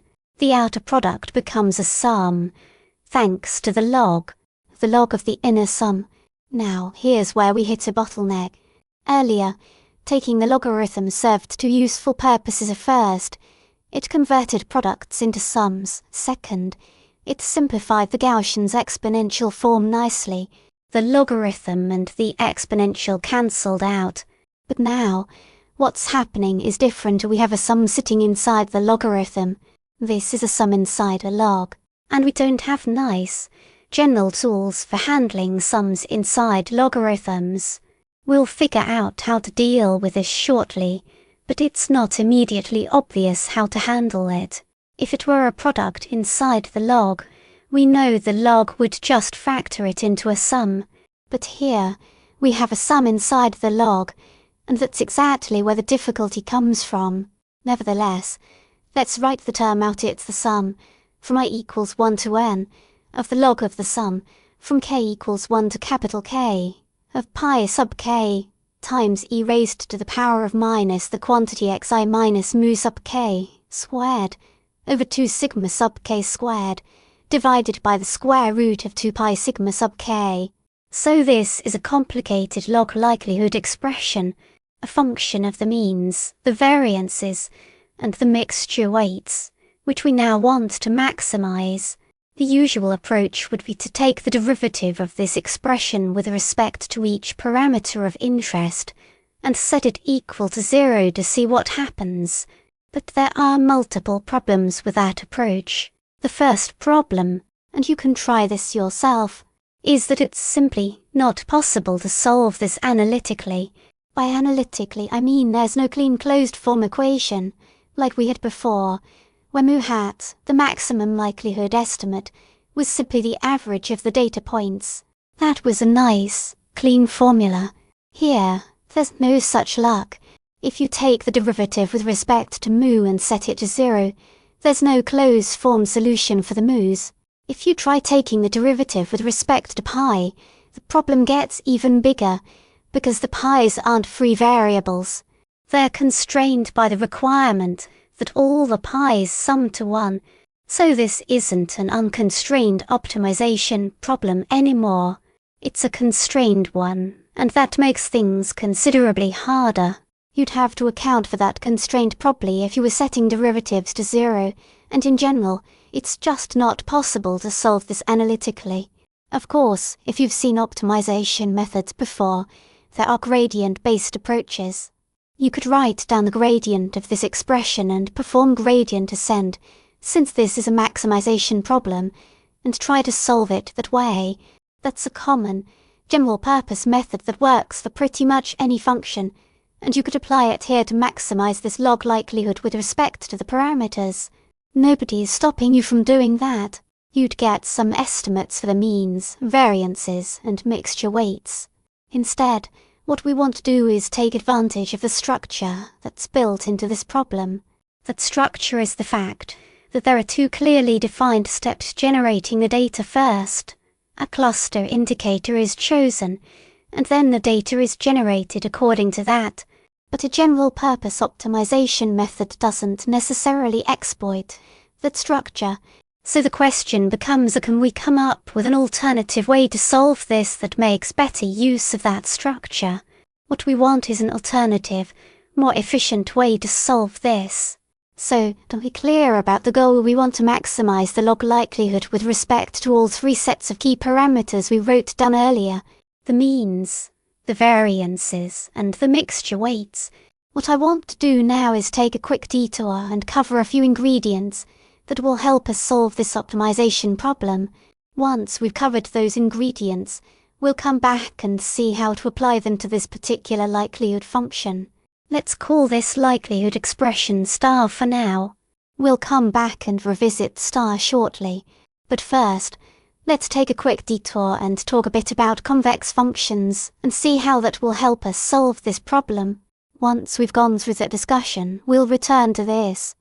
Convex functions and Jensen's inequality. Spoken version, so it's a quick detour, a very quick, high-level primer on convex functions. Convexity is a fascinating topic. You could do a whole course on it, but we're only going to look at the bare essentials that we actually need for our purposes. So, what is convexity? Let's start with a picture and figure out what a convex function is. We want to understand a certain class of functions that are very popular in machine learning in general, with lots of practical applications. And one such class is convex functions. Convex functions have a particular property. Picture it like this: say you have 2 points, A and B, and the corresponding values the function gives at those points, f of A and f of B. Now, let's look at some point in between, the midpoint, A plus B, divided by 2, and ask, what does the function's value look like at that midpoint? That's one value of interest. The other value we look at is, imagine that, instead of following the actual curve between A and B, the function behaved like a straight line, a linear interpolation between the 2 points. At the same midpoint, a plus b divided by 2, that straight line would give you some value too. Let's write that value as f, evaluated at a plus b divided by 2. Along this straight, linear version, what would this value be? Since it's linearly interpolating between f of a and f of b, it sits exactly halfway between them, so it equals f of a plus f of b, all divided by 2. Now, from the picture, we see that f of the midpoint, a plus b over 2, is less than or equal to the average of f of a and f of b. If this relationship holds for every pair, a and b, meaning the straight line connecting 2 points always sits at or above the actual curve, then such a function is called a convex function. This should hold for every possible choice of a and b. I've only shown one pair here, but try convincing yourself that for the curve I drew, this property holds no matter which 2 points you pick. If the relationship goes the other way instead, where the straight line interpolation gives a value that's less than or equal to the actual function's value, then that function is called a concave function. This is just like the convex and concave mirrors you might remember from high school physics. So, for a concave function, for every a and b, we'd have f of the midpoint is greater than or equal to the average of f of a and f of b. Now, an immediate question are there functions that are both convex and concave? Looking at the definitions, one uses less than or equal to, the other uses greater than or equal to. If both inequalities were actually equalities, the function would be both convex and concave. And what does it mean for the inequality to become an equality? It means f of the midpoint exactly equals the average of f of a and f of b for every a and b. What kind of function satisfies that? A linear function. If you average the inputs, the outputs get averaged too. That's exactly the defining property of a linear function. So a straight line is both concave and convex. The next question are there functions that are neither concave nor convex? Of course there are. Picture a wavy function. Say, one that curves up in one place and down in another. Such a function is neither purely concave nor purely convex, because you could pick 2 points where the straight line between them falls below the curve, meaning it's not convex there, and pick a different pair of points where the straight line falls above the curve, meaning it's not concave there either, so it's neither concave nor convex. What we're interested in are convex or concave functions specifically. One way to reframe the definition I gave is like this: instead of writing the midpoint as a plus b divided by 2, I can write it as 1/2 times a plus 1/2 times b. If the function is convex, then its value there is at most 1/2 times f of a plus 1/2 times f of b. It turns out that if this holds for every a and b using the coefficient 1/2, you can actually show it holds more generally for any weighting.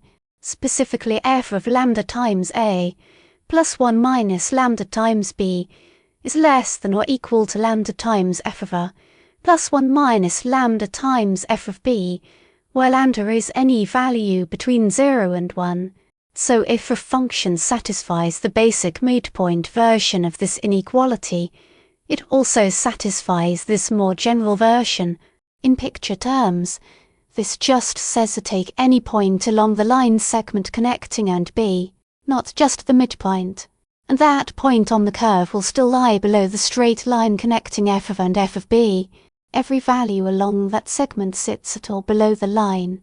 As you vary lambda from 0 to 1, you sweep from b to a, and the function's actual value stays less than or equal to the straight line interpolation the whole way. Concavity, of course, has the same idea, just with the inequality reversed. Now, you can extend this to more than 2 points. Suppose instead of just a and b, you have several points, a 1, a 2, and so on, up to a k.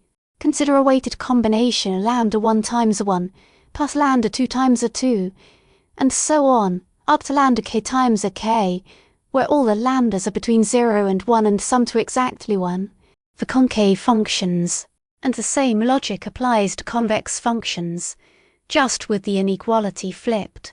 This weighted combination satisfies f of the sum is greater than or equal to the sum of lambda k times f of a k, for k running from 1 to capital K, given that the lambdas sum to 1 and each lies between 0 and 1. In more compact notation, for a concave function f, evaluated at the sum from k equals 1 to capital K of lambda k times a k is greater than or equal to the sum from k equals 1 to capital K of lambda k times f of a k. This is a generalized version of the earlier definition, and it's typically known as Jensen's inequality. One way to build intuition here: if the function maps real numbers to real numbers, this doesn't add a ton of extra insight beyond what we've already covered. But imagine instead a function defined over a two-dimensional plane. If it's concave, this tells you the function curves in a particular way, and if you pick any set of points, say 3 points, a 1, a 2, and a 3, and combine them using weights λ1, λ2, and λ3, you land on some point within what's called the convex hull of those 3 points. Every point within that region can be reached using some combination of lambdas. Just like, in the earlier one-dimensional case, varying lambda let you move smoothly from f of a to f of b. Here, you can move around anywhere within that convex hull region by adjusting λ1, λ2, and λ3. For example, a point that's 0.1 times a 1, plus a 0.5 times a 2, plus a 0.4 times a 3. Of course, those coefficients need to add up to 1 and stay between 0 and 1, which they do here. I might not have drawn the exact position perfectly, but that's not the main point. What we're really seeing is that the actual curved surface sits above its own linear approximation. If you look at the flattened, linear version connecting those points, essentially a triangle, the real curve bulges above that triangle. That's essentially what Jensen's inequality is telling us. This relationship holds for any set of points you choose over what's called the convex hull. A set of all points you can form as a weighted combination, sum over k of lambda k times a k. And the function's actual value at that combined point compares to the weighted combination of the function's individual values in the way described. The only thing we actually need from convexity, for our purposes, is this one inequality, and the reason it's useful connects directly back to our log likelihood problem with the Gaussian mixture model. If you're wondering where this is headed, here's the connection. The logarithm function, which shows up in our likelihood function, is itself a concave function. That's where the connection comes in. It means the logarithm satisfies Jensen's inequality. Why is the logarithm concave? Take that as an exercise. We've laid out the definition of concavity.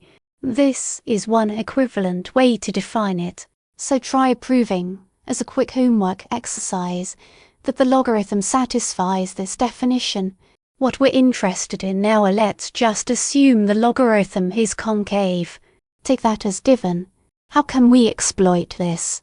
Essentially, Jensen's inequality is exactly what we want to use to help with maximum likelihood, and we'll see why that makes sense. This should already hint at what we're trying to do. Remember, we had a sum sitting inside a logarithm, and that was causing our problem.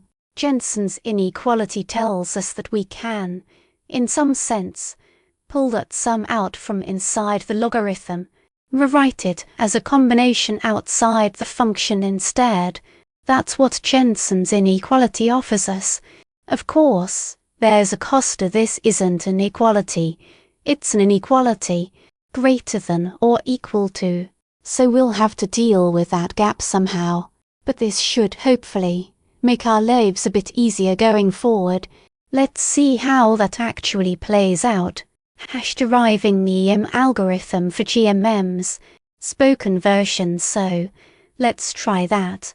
Let's go back to the maximum likelihood function we wrote down earlier. Let me recall it. I labelled it star before.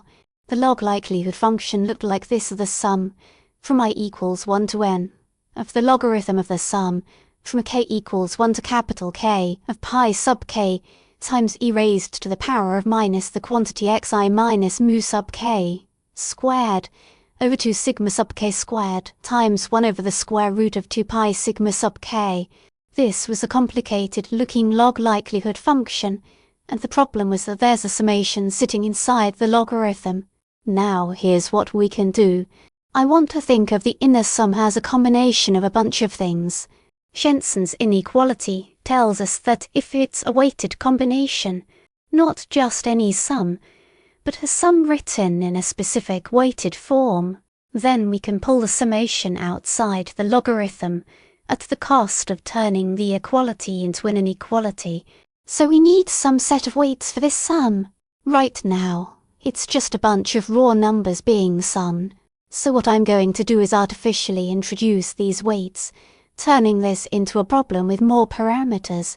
It might look counterintuitive at first, but we'll see the power of this approach shortly. For every data point I, we're going to introduce a set of parameters.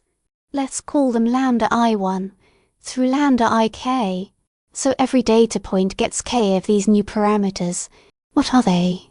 They need to behave like probabilities for each data point I, meaning they must sum to 1 the sum over k of lambda ik equals 1, and each individual lambda ik lies between 0 and 1 for every I and every k. So what does it actually mean to introduce these new parameters? Let's see.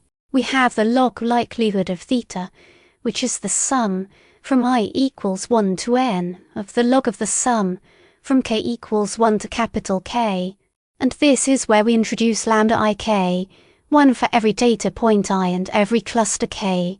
I'm simply going to multiply and divide by this lambda ik, which means the underlying sum itself doesn't actually change, but I am now looking at a differently structured expression. To be precise, the original inner term was pi sub k times e raised to minus the quantity xi minus mu sub k squared over 2 sigma sub k squared times 1 over the square root of 2 pi sigma sub k, exactly the Gaussian density. Since I've multiplied by lambda ik, I also divide by lambda ik, so mathematically nothing has changed. It's still exactly the same log likelihood, but I've now artificially introduced these extra parameters. Remember, for every data point I and every cluster k, there's a lambda ik. Intuitively, for each data point, this represents a distribution over all the clusters. We'll interpret these lambda iks more concretely soon. For now, just think of them as artificial parameters I'm introducing into the picture. The moment I do this, I notice something now. The logarithm is being evaluated at a weighted sum of a bunch of terms, specifically a sum of lambda ik times various quantities. This means I can apply Jensen's inequality. By Jensen's, I can write the log likelihood of theta as being greater than or equal to a different function, not the same function anymore, which is exactly why we get an inequality instead of an equality. Let's call this new function the modified log likelihood, a function of theta. Now, this modified log likelihood depends not just on theta, but also on these newly introduced lambda parameters. What exactly is it? It's essentially the log likelihood with Jensen's inequality applied. Once you apply Jensen's, the summation moves outside the logarithm, so this becomes the sum from k equals 1 to capital K of lambda ik times the log of pi sub k times e raised to minus the quantity xi minus mu sub k squared over 2 sigma sub k squared times 1 over the square root of 2 pi sigma sub k, all divided by lambda ik. The equations might look complicated, but here's exactly what's happening. We started with a log likelihood function that was hard to maximize because it had a log of a sum inside it. We introduced these extra lambda parameters and rewrote it as a sum of logs instead, using Jensen's inequality, relying on the fact that the logarithm is a concave function. That's all that's happened so far. Now, why is this any easier? Is it actually easier to maximize this new modified log likelihood function? First, notice this isn't the function we originally wanted to maximize. It's a different function entirely. Second, it now has more parameters. We've introduced all these lambda ik values, one for every combination of data point I and cluster k, adding roughly n times k extra parameters to the problem. So this whole approach needs to be worth it. Something about this should become dramatically simpler. Otherwise, none of this effort is justified. Let's see why it is worth the effort. First, notice that this modified log likelihood gives a lower bound on the true log likelihood evaluated at theta. Our real goal is to maximize the true log likelihood at theta. Given a set of parameters theta, I can compute the actual log likelihood value. But if I instead evaluate the modified log likelihood, that gives me a lower bound on the true value. That's exactly what Jensen's inequality tells us. And here's the interesting part of this lower bound holds no matter what values we choose for lambda, as long as the lambdas sum to 1 and each lies between 0 and 1. So for any choice of lambda. And to be clear, when I say theta, I mean a collection mu1 through mu k, sigma 1 squared through sigma k squared, and pi 1 through pi k, and when I say lambda, I mean the entire collection of lambda 1 1 through lambda 1 k, lambda 2 1 through lambda 2 k, all the way through lambda m1 through lambda mk. That's what I mean by introducing this extra set of parameters. So no matter what theta you give me, some collection of means, variances and mixture weights, I don't need to evaluate the actual log likelihood directly. Instead, I can evaluate the modified log likelihood using any lambda values I choose, and whatever number comes out will be a guaranteed lower bound on the true log likelihood for your theta. That's simply a consequence of Jensen's inequality. But the real question is, what do we actually gain from this? Here's the key insight, and it's the reason this method is so elegant. Originally, we wanted to maximize the likelihood function with respect to theta alone. Now we have a new function, the modified log likelihood, which depends on two different sets of parameters theta and the artificially introduced lambda. The major advantage of looking at this modified likelihood is this: if we fix some value of lambda, it becomes easy to maximize with respect to theta. Similarly, if we fix theta, it becomes easy to maximize with respect to lambda. This is probably the single most important takeaway here. So originally, we had a problem with just one set of parameters, theta, and no easy, efficient way to maximize it directly. Now, by introducing this second set of parameters, we've discovered that fixing one set makes maximizing the other set straightforward. How this translates into an actual algorithm, we'll see shortly. But first, let's convince ourselves this key insight is actually true and understand exactly what easy to maximize means in each case. Let's start with the fixed lambda and maximize over theta. What's the actual function here? We want to maximize over theta, meaning over the full set of parameters. The sum from I equals 1 to n of the sum from k equals 1 to capital K of lambda ik times the logarithm of pi sub k times e raised to minus the quantity xi minus mu sub k squared over 2 sigma sub k squared times 1 over the square root of 2 pi sigma sub k divided by lambda ik. Since we're fixing lambda, we treat these lambda values as constants. How does that help? Well, this is equivalent to maximizing over theta the sum from I equals 1 to n of the sum from k equals 1 to capital K of lambda ik times the log. Since there's essentially a product sitting inside that log, it splits into a sum of logs. So this becomes a log of pi sub k minus lambda ik times the quantity xi minus mu sub k squared divided by 2 sigma sub k squared minus lambda ik times the log of the square root of 2 pi sigma sub k. There's also a term involving lambda ik, log of lambda ik, but since lambda is being treated as a fixed constant here, this term doesn't affect the maximization and can be dropped. So maximizing this reduces to maximizing just these 3 remaining terms, since the actual parameters we care about, the pi's, mu's and sigmas, only appear in those 3 places. The advantage of looking at it this way is that if you take the derivative of this expression, treating lambda as a constant, with respect to the parameters, mu, sigma squared and pi, every one of them has a closed form solution. Let me write those down. If you take the derivatives yourself, and I encourage you to try this, it's a genuinely insightful exercise. With respect to the mu's and sigmas, you get the following. I'll call this the modified maximum likelihood estimate, since we're not maximizing the original likelihood, but this modified version. For the kth mean mu hat, modified maximum likelihood, for cluster k, equals the sum, from I equals 1 to n, of lambda ik times xa, divided by the sum, from I equals 1 to n, of lambda ik, so we get a closed form for the means.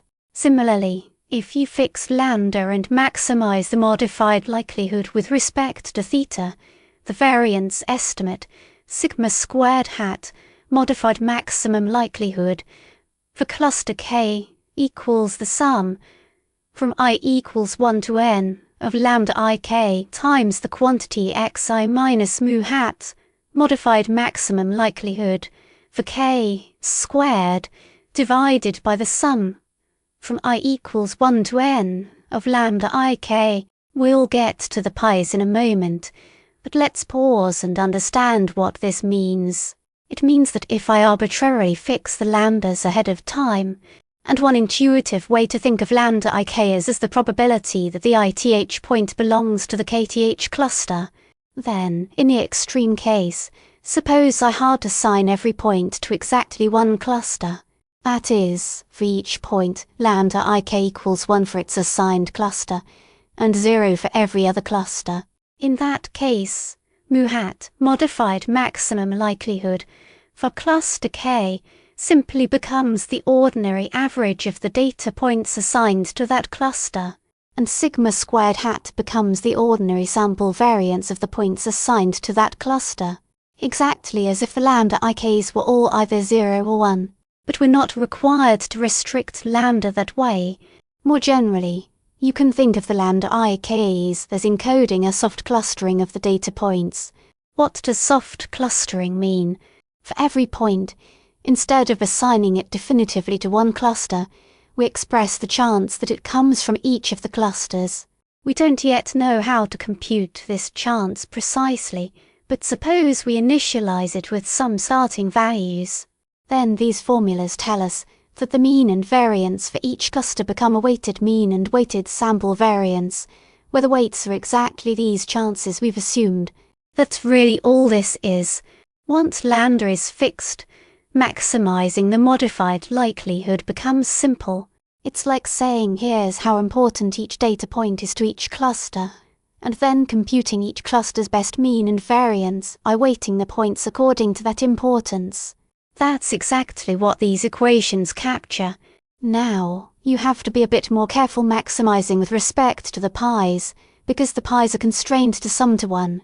Nevertheless, we can still carry out this maximization for pi 1 through pi capital K. If you go back to the likelihood expression and identify which terms actually involve pi, there's really just a single relevant term lambda ik times the logarithm of pi sub k. Subject to the constraint that the pi's aren't free variables, they must sum to 1 across k, and each pi sub k must be greater than or equal to 0. Notice that for every I, lambda ik defines a distribution over the clusters. Intuitively, lambda ik tells us the chance that the ith point belongs to the kth cluster. So here, we have a double sum, over I and over k. And we want to maximize this with respect to the pi's. This is a constrained optimization problem, but it can be solved using standard techniques, specifically the method of Lagrange multipliers, if you're familiar with that. Otherwise, just take it as given that this has a clean closed-form solution. Solving it gives us pi hat, modified maximum likelihood, for cluster K equals the sum from I equals 1 to n of lambda ik divided by n. What does this mean intuitively? Remember, lambda ik tells us the chance that the ith point belongs to cluster K. So we're asking, overall, what's the chance that some random point comes from cluster K? Essentially, we're averaging the chance, across all the points, of belonging to cluster K. If every point were hard assigned to exactly one cluster, meaning lambda ik values are strictly 0 or 1, then this simply computes the average, or fraction, of points assigned to cluster K. But if we're doing soft clustering, with lambda ik values spread between 0 and 1, this instead gives us the average chance, across all points, of belonging to cluster K. So, putting it all together once we fix lambda and maximize with respect to theta, we get the following. Mu hat, modified maximum likelihood, for cluster K is the weighted mean, with weights given by lambda ik. Sigma squared hat, modified maximum likelihood, for cluster K is the weighted sample variance, again weighted by lambda ik normalized by the sum, over I, of lambda ik, and pi hat is the weighted version of the expected fraction, essentially the average, across all points, of the chance that each belongs to cluster K. This is good. It tells us that with two sets of parameters, theta and lambda, fixing lambda lets us maximize easily with respect to theta. Now we need to check the reverse fixing theta and maximizing with respect to lambda. Let's see if that's just as easy, once we've convinced ourselves both directions are easy. By working out their actual closed-form solutions, we can put together an algorithm to efficiently solve the whole problem. So, how does this look? We fix theta and maximize with respect to lambda. Let me write out the likelihood function again. It's worth repeating, since it reinforces what we're actually doing. Recall it involved lambda ik appearing both inside a term and dividing that term. Now I want to maximize this with respect to lambda, treating all the other parameters, the mu's, pi's and sigmas, as constants. After some simplification, and pulling out only the terms that actually depend on lambda, I'll skip the intermediate step, but I encourage you to try it yourself. We end up with a lambda ik times some constant minus lambda ik times the log of lambda ik. Here, that constant is essentially the Gaussian density term pi sub k times e raised to minus the quantity xi minus mu sub k squared over 2 sigma sub k squared times 1 over the square root of 2 pi sigma sub k. Remember, we want to maximize this with respect to the lambdas, and there are k lambdas for every data point I. Looking at this expression, it's a sum over data points, and for each data point, a set of k parameters. Since there are no cross terms, lambda ik and lambda jk never appear together in the same expression. We can maximize this separately for each data point I. Maximizing each piece individually is equivalent to maximizing the whole sum, since the terms for different data points don't share any variables. So we fix a particular data point I, and maximize over lambda I1 through lambda ik of the sum, from k equals 1 to capital K, of lambda ik times the log of some constant, call it a sub ik, minus lambda ik times the log of lambda ik. Of course, the lambdas can't be arbitrary. They must satisfy the constraint that the sum over k of lambda ik equals 1, and each lambda ik lies between 0 and 1.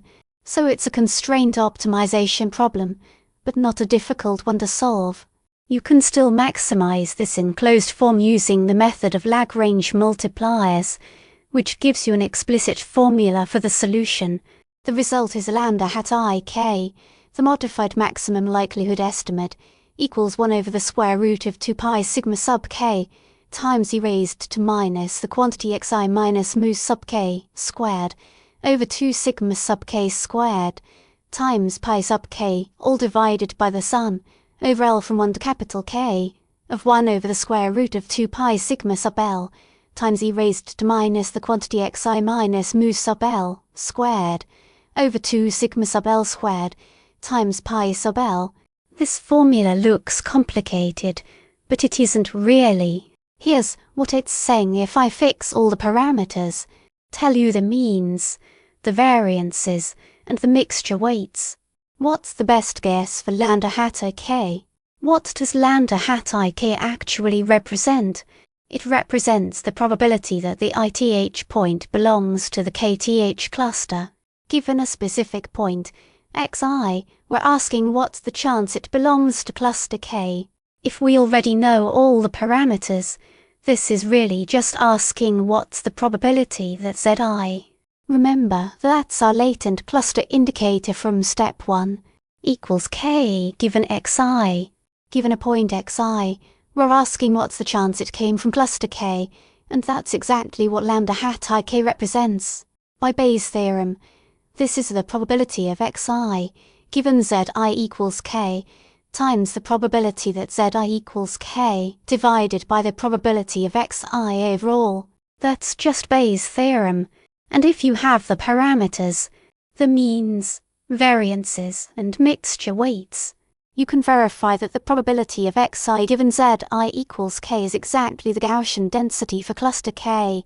The probability that zi equals k is just pi sub k, the chance that step 1 selects cluster K, and the denominator, the overall probability of xi, is the sum over all the ways xi could have been generated.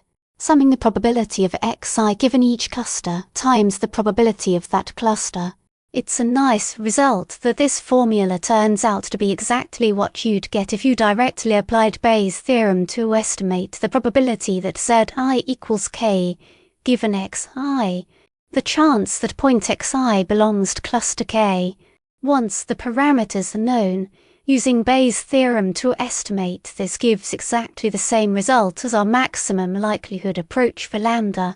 So now we've solved for lambda, given the parameters, and we've solved for the parameters, given lambda. And all of these turn out to be simple formulas. Once you fix the lambdas, you get a weighted mean, weighted variance, and weighted fraction for mu, sigma squared and pi, respectively.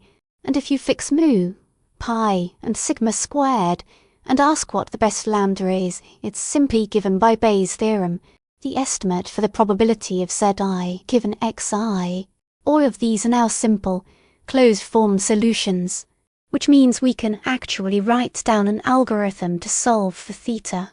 Remember, our original goal was to maximize the log likelihood. By introducing these extra lambda parameters, we've shown that we can fix lambda and solve for theta easily, or fix theta and solve for lambda easily. Now we'll use this back and forth relationship to build an iterative algorithm, to solve the whole problem. Hash the EM algorithm. Spoken version, and here's the algorithm. The first thing you do is initialize some starting value, theta at iteration 0.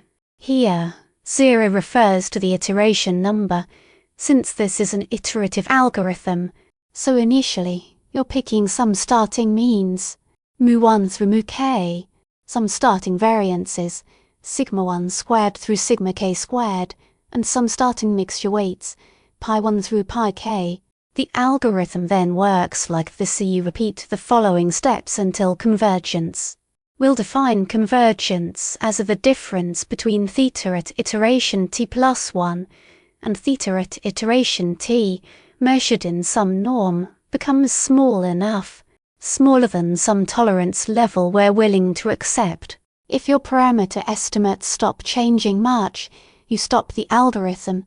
This tolerance might be something like 10 to the minus 3 or 10 to the minus 2, depending on how precise you want to be. Since we've initialized theta, The first thing we do each round is solve for lambda. Lambda at iteration t+1 is the value of lambda that maximizes the modified log likelihood, with theta fixed at its current value, theta at iteration t, treating lambda as the variable we're optimizing. We already know how to do this. It's a problem we've already solved. The second step once you have these updated lambdas, you update theta.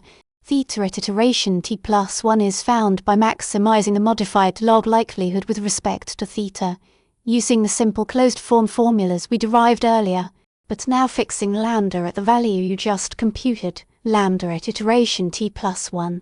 And that's it. That's the whole algorithm. The key insight is that by introducing these new lambda parameters and using the power of Jensen's inequality, we can split the problem into two parts. Fixing one set of parameters makes it easy to solve for the other, and vice versa. You just keep alternating between these two steps. This algorithm has a name. It's a specific instance of a very famous algorithm called the EM algorithm, where E stands for expectation and M stands for maximization. It has exactly these two steps. The first is called the expectation step, and the second is called the maximization step. It's called the expectation step because the modified log likelihood and the resulting formula for lambda at iteration t+1 can be expressed as a kind of expected value of some quantity. That's where the name comes from. We won't write out the fully general version of this in this course, but it can be solved in a much more general setting too. I'll comment on that later. Since these two steps, expectation and maximization, alternate repeatedly until convergence, the whole procedure is called the EM algorithm. This was developed in the 1970s, and it's still widely used today. It existed in various forms even before that, but it was Dempster, in a well-known paper, who formalized this algorithm and gave it the name EM. It's remained popular ever since. All of this is fine mathematically, and we can also argue that this algorithm converges. But how should we understand this algorithm intuitively? We know the equations are solvable, but what is it actually doing? The first thing to understand is that you can relate this to k-means, or Lloyd's algorithm.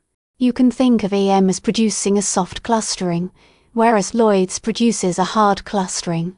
In other words, you can interpret the lambda ik values that come out of this algorithm as the chance that the ith data point belongs to the kth cluster.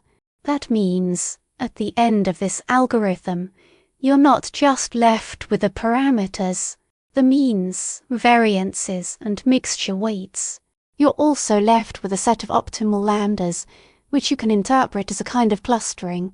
Remember, Lloyd's algorithm also has two steps. First, you compute the means. Second, you do a reassignment.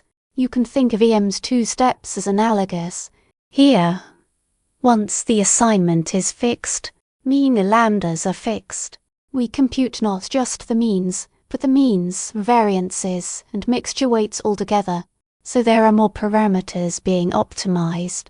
Still, this step is analogous to computing the means in k-means.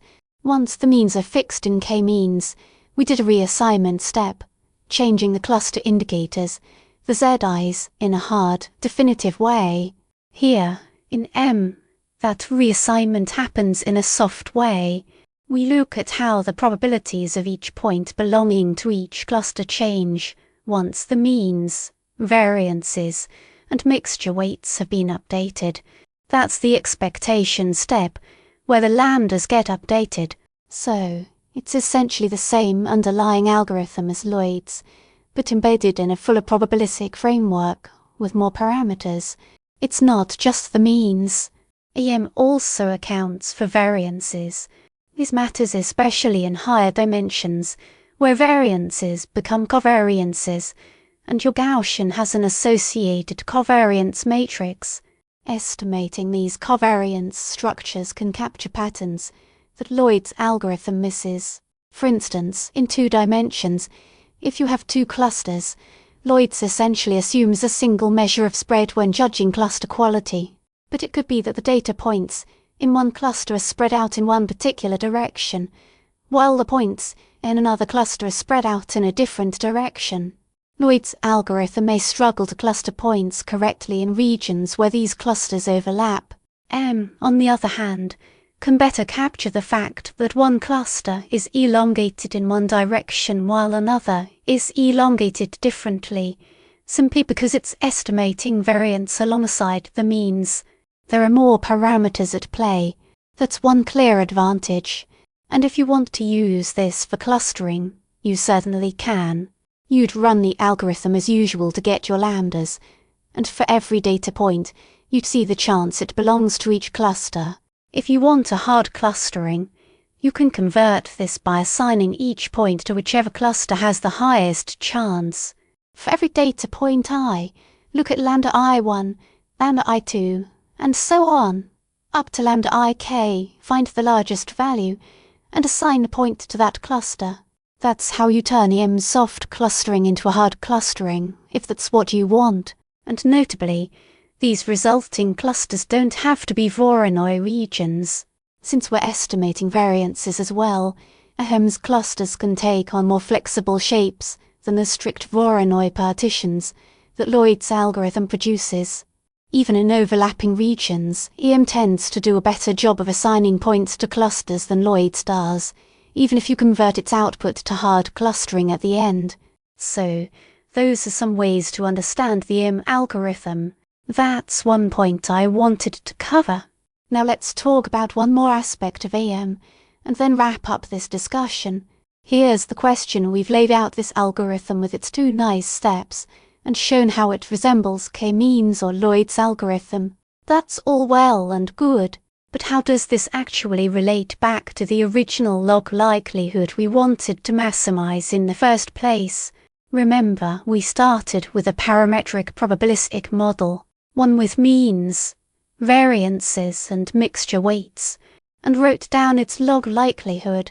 Then, we used Jensen's inequality to sidestep the log likelihood entirely, working instead with a different function, the modified log likelihood, and optimizing that instead. We've argued this algorithm converges.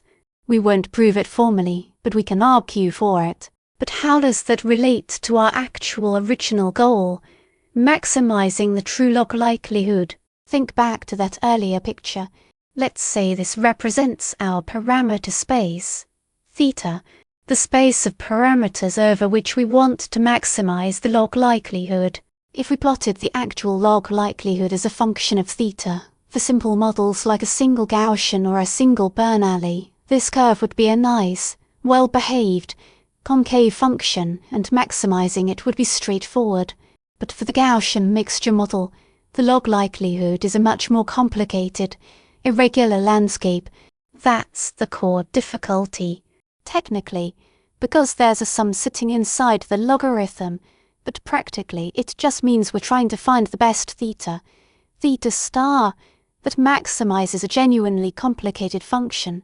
Here's what's actually happening in the EM algorithm. Say we're currently at some point, theta at iteration t, with a certain log likelihood value there, but instead of working directly with the true log likelihood, we're working with the modified log likelihood. Jensen's inequality tells us that, for any choice of lambda, this modified log likelihood will always sit at or below the true log likelihood function. We've already established that. So if we plot the modified log likelihood at theta t as a function of lambda, that's a nice, tractable function, and crucially, it always stays below the original log likelihood curve, no matter what lambda we pick. Now, we take this modified log likelihood as a function of theta and lambda, and find lambda at iteration t plus 1, given theta at iteration t. That's our first step, finding the best lambda. Then, if we plot the modified log likelihood as a function of theta, holding this best lambda fixed, it turns into a nice, well-behaved function of theta, and maximizing that is much easier. This gives us theta at iteration t plus 1. What happens next? We again find the best lambda, this time lambda at iteration t plus 2, based on this new theta, and plot the modified log likelihood as a function of theta once more using this updated lambda. It'll look a bit different this time. At some point, maximizing this repeatedly will lead the algorithm to settle down and converge. This whole process, plotting and maximizing the modified log likelihood using each newly found lambda, is exactly the iterative EM procedure. Eventually, you'll reach some converged solution. Essentially, you're making better and better guesses across this complicated landscape. In practice, this typically converges only to a local maximum of the original log likelihood function. That's the guarantee EM actually gives you, while the EM algorithm can't guarantee finding the global maximum of the true log likelihood. And in fact, no known algorithm can guarantee that for this kind of problem. What SM does guarantee is convergence to a local maximum of the log likelihood. So, while you originally wanted to find theta star, the true global maximizer of the log likelihood, what you'll actually end up with is only a local maximum. You might not reach the true global peak. The algorithm will settle wherever it converges locally. In practice, this means your initialization matters a great deal. Where you start determines which local maximum you end up reaching. If you start with a poor initialization, you might only reach a mediocre local maximum, far worse than the true best solution. So initialization becomes an important practical consideration.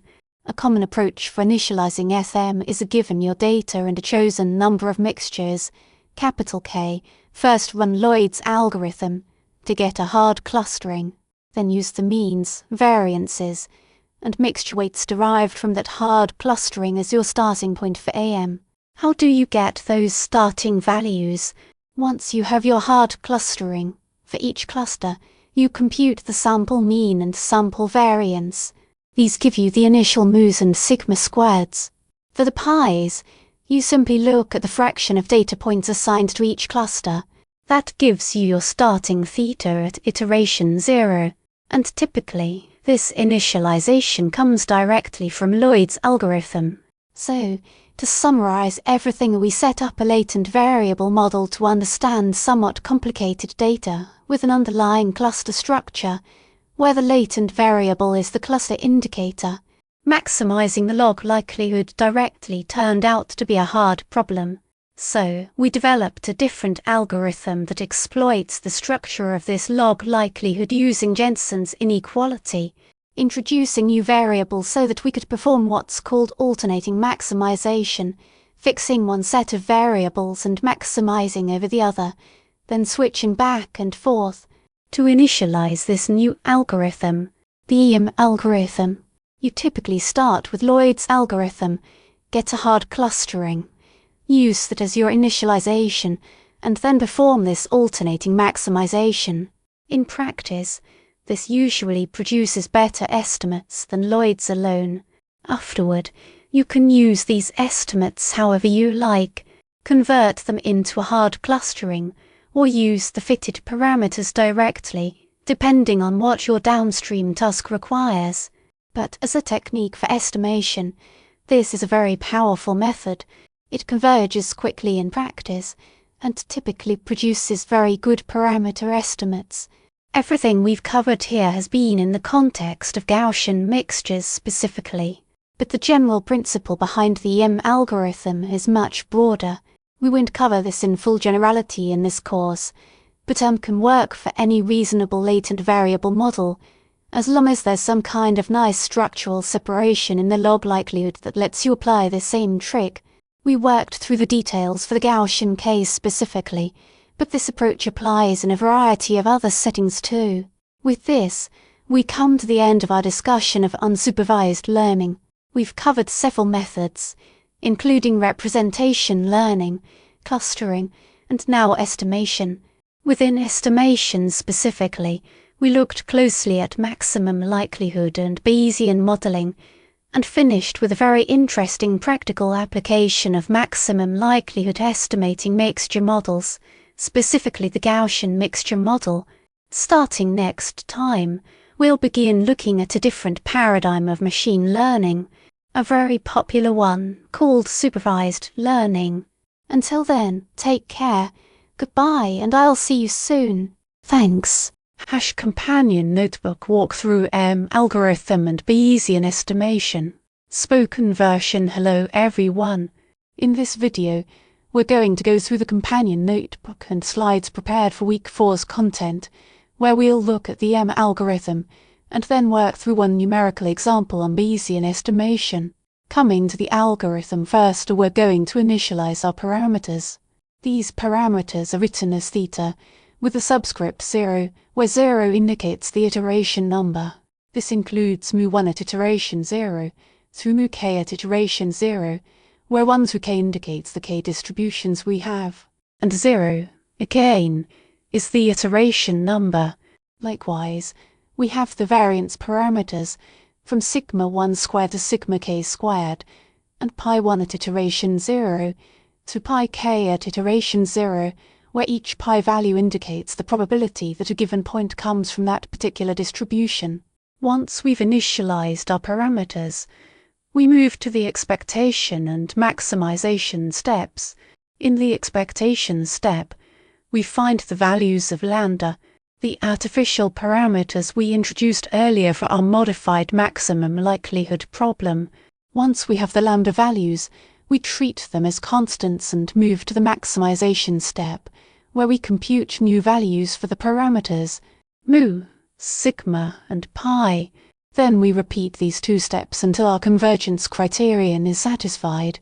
Specifically, when the norm of theta at iteration t plus 1 minus theta at iteration t is smaller than some tolerance parameter, epsilon, we say the algorithm has converged. Let's first look at a dataset. As you can see, we have 6 points here: minus 1.5, minus 1, minus 0.5, 0.5, 1, and 1.5. We'll look at this both as a graph and alongside the parameter values, as shown. These are random initializations for the parameters mu, sigma squared, and pi. Now that we have this, our next step is to find the values of lambda. This is the closed form expression we get for lambda when we treat the parameters mu, sigma squared, and pi as constants, and we want to fill in this table. This table represents 6 points, indicated by I, and 2 distributions, indicated by k. Lambda 1, for example, indicates the probability that point 1 belongs to distribution 1. Likewise, we have 2 probability values for each of the 6 points. Let's substitute the values of mu, sigma, pi, and x for the first point, and find the value of lambda 1. This is how it looks after substitution, and when we do this for all the points, these are the values we get. Now that we have the values of lambda, our next step is the maximization step, where we find new values for the parameters. The closed form expressions for mu, sigma squared, and pi are shown, and now we substitute in the numbers. For mu1, this is the expression we use. We take the lambda values corresponding to lambda 1, the probabilities of each point belonging to the first distribution, and after substitution, we get this value for mu1, the mean of the first distribution. Likewise, we find the value for the second distribution. Our next step is to find the values of sigma squared. Sigma squared 1 comes out looking like this, and sigma squared 2 looks like this. Now we find the values of pi, given by this expression. Now that we have all of this, we repeat these 2 steps until our convergence criterion is satisfied. For this example, we're going to run these steps for 5 iterations, since after that point, the change in values becomes negligible. In the first iteration, these are the values we obtain by substitution, as we saw a moment ago, the lambda values and the parameter values. As we progress further, we see the values continuing to change and eventually settling into something close to a converged value. In this iteration, the values for 3 of the points have increased, while for the other 3, they've decreased. The values of mu and sigma squared are changing too. By the time we reach iteration 5, we can see that points 1 through 3 are likely to belong to the first distribution, while points 4, 5, and 6 are likely to have come from the second distribution. The mu and sigma values also appear to have converged. If we look at a visual representation after convergence, this is the image we get. The two distributions are centered around -1 and 1, with variances as shown. These are the final converged values. Now let's look at a numerical example on Bayesian estimation. We're given a problem where we have a beta prior with alpha equal to 3 and beta equal to 2, along with a given dataset. We need to find a point estimate for the parameter p of a Bernoulli distribution, using the expectation of the posterior as our estimation method.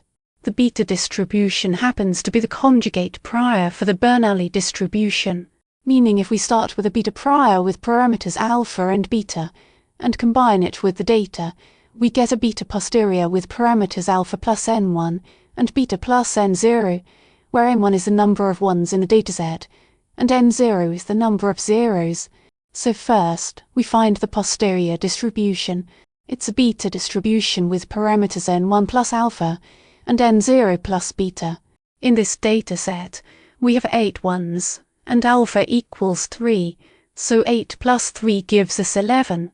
We have 5 zeros, and beta equals 2, so 5 plus 2 gives us 7. Now that we have our posterior distribution, we need the expectation of the posterior, which will serve as our estimate for the parameter. The expectation of the posterior is given by alpha plus n1 in the numerator, divided by alpha plus n1 plus beta plus n0 in the denominator. Alpha plus n1 is 11, and the denominator, the sum of everything, is 18.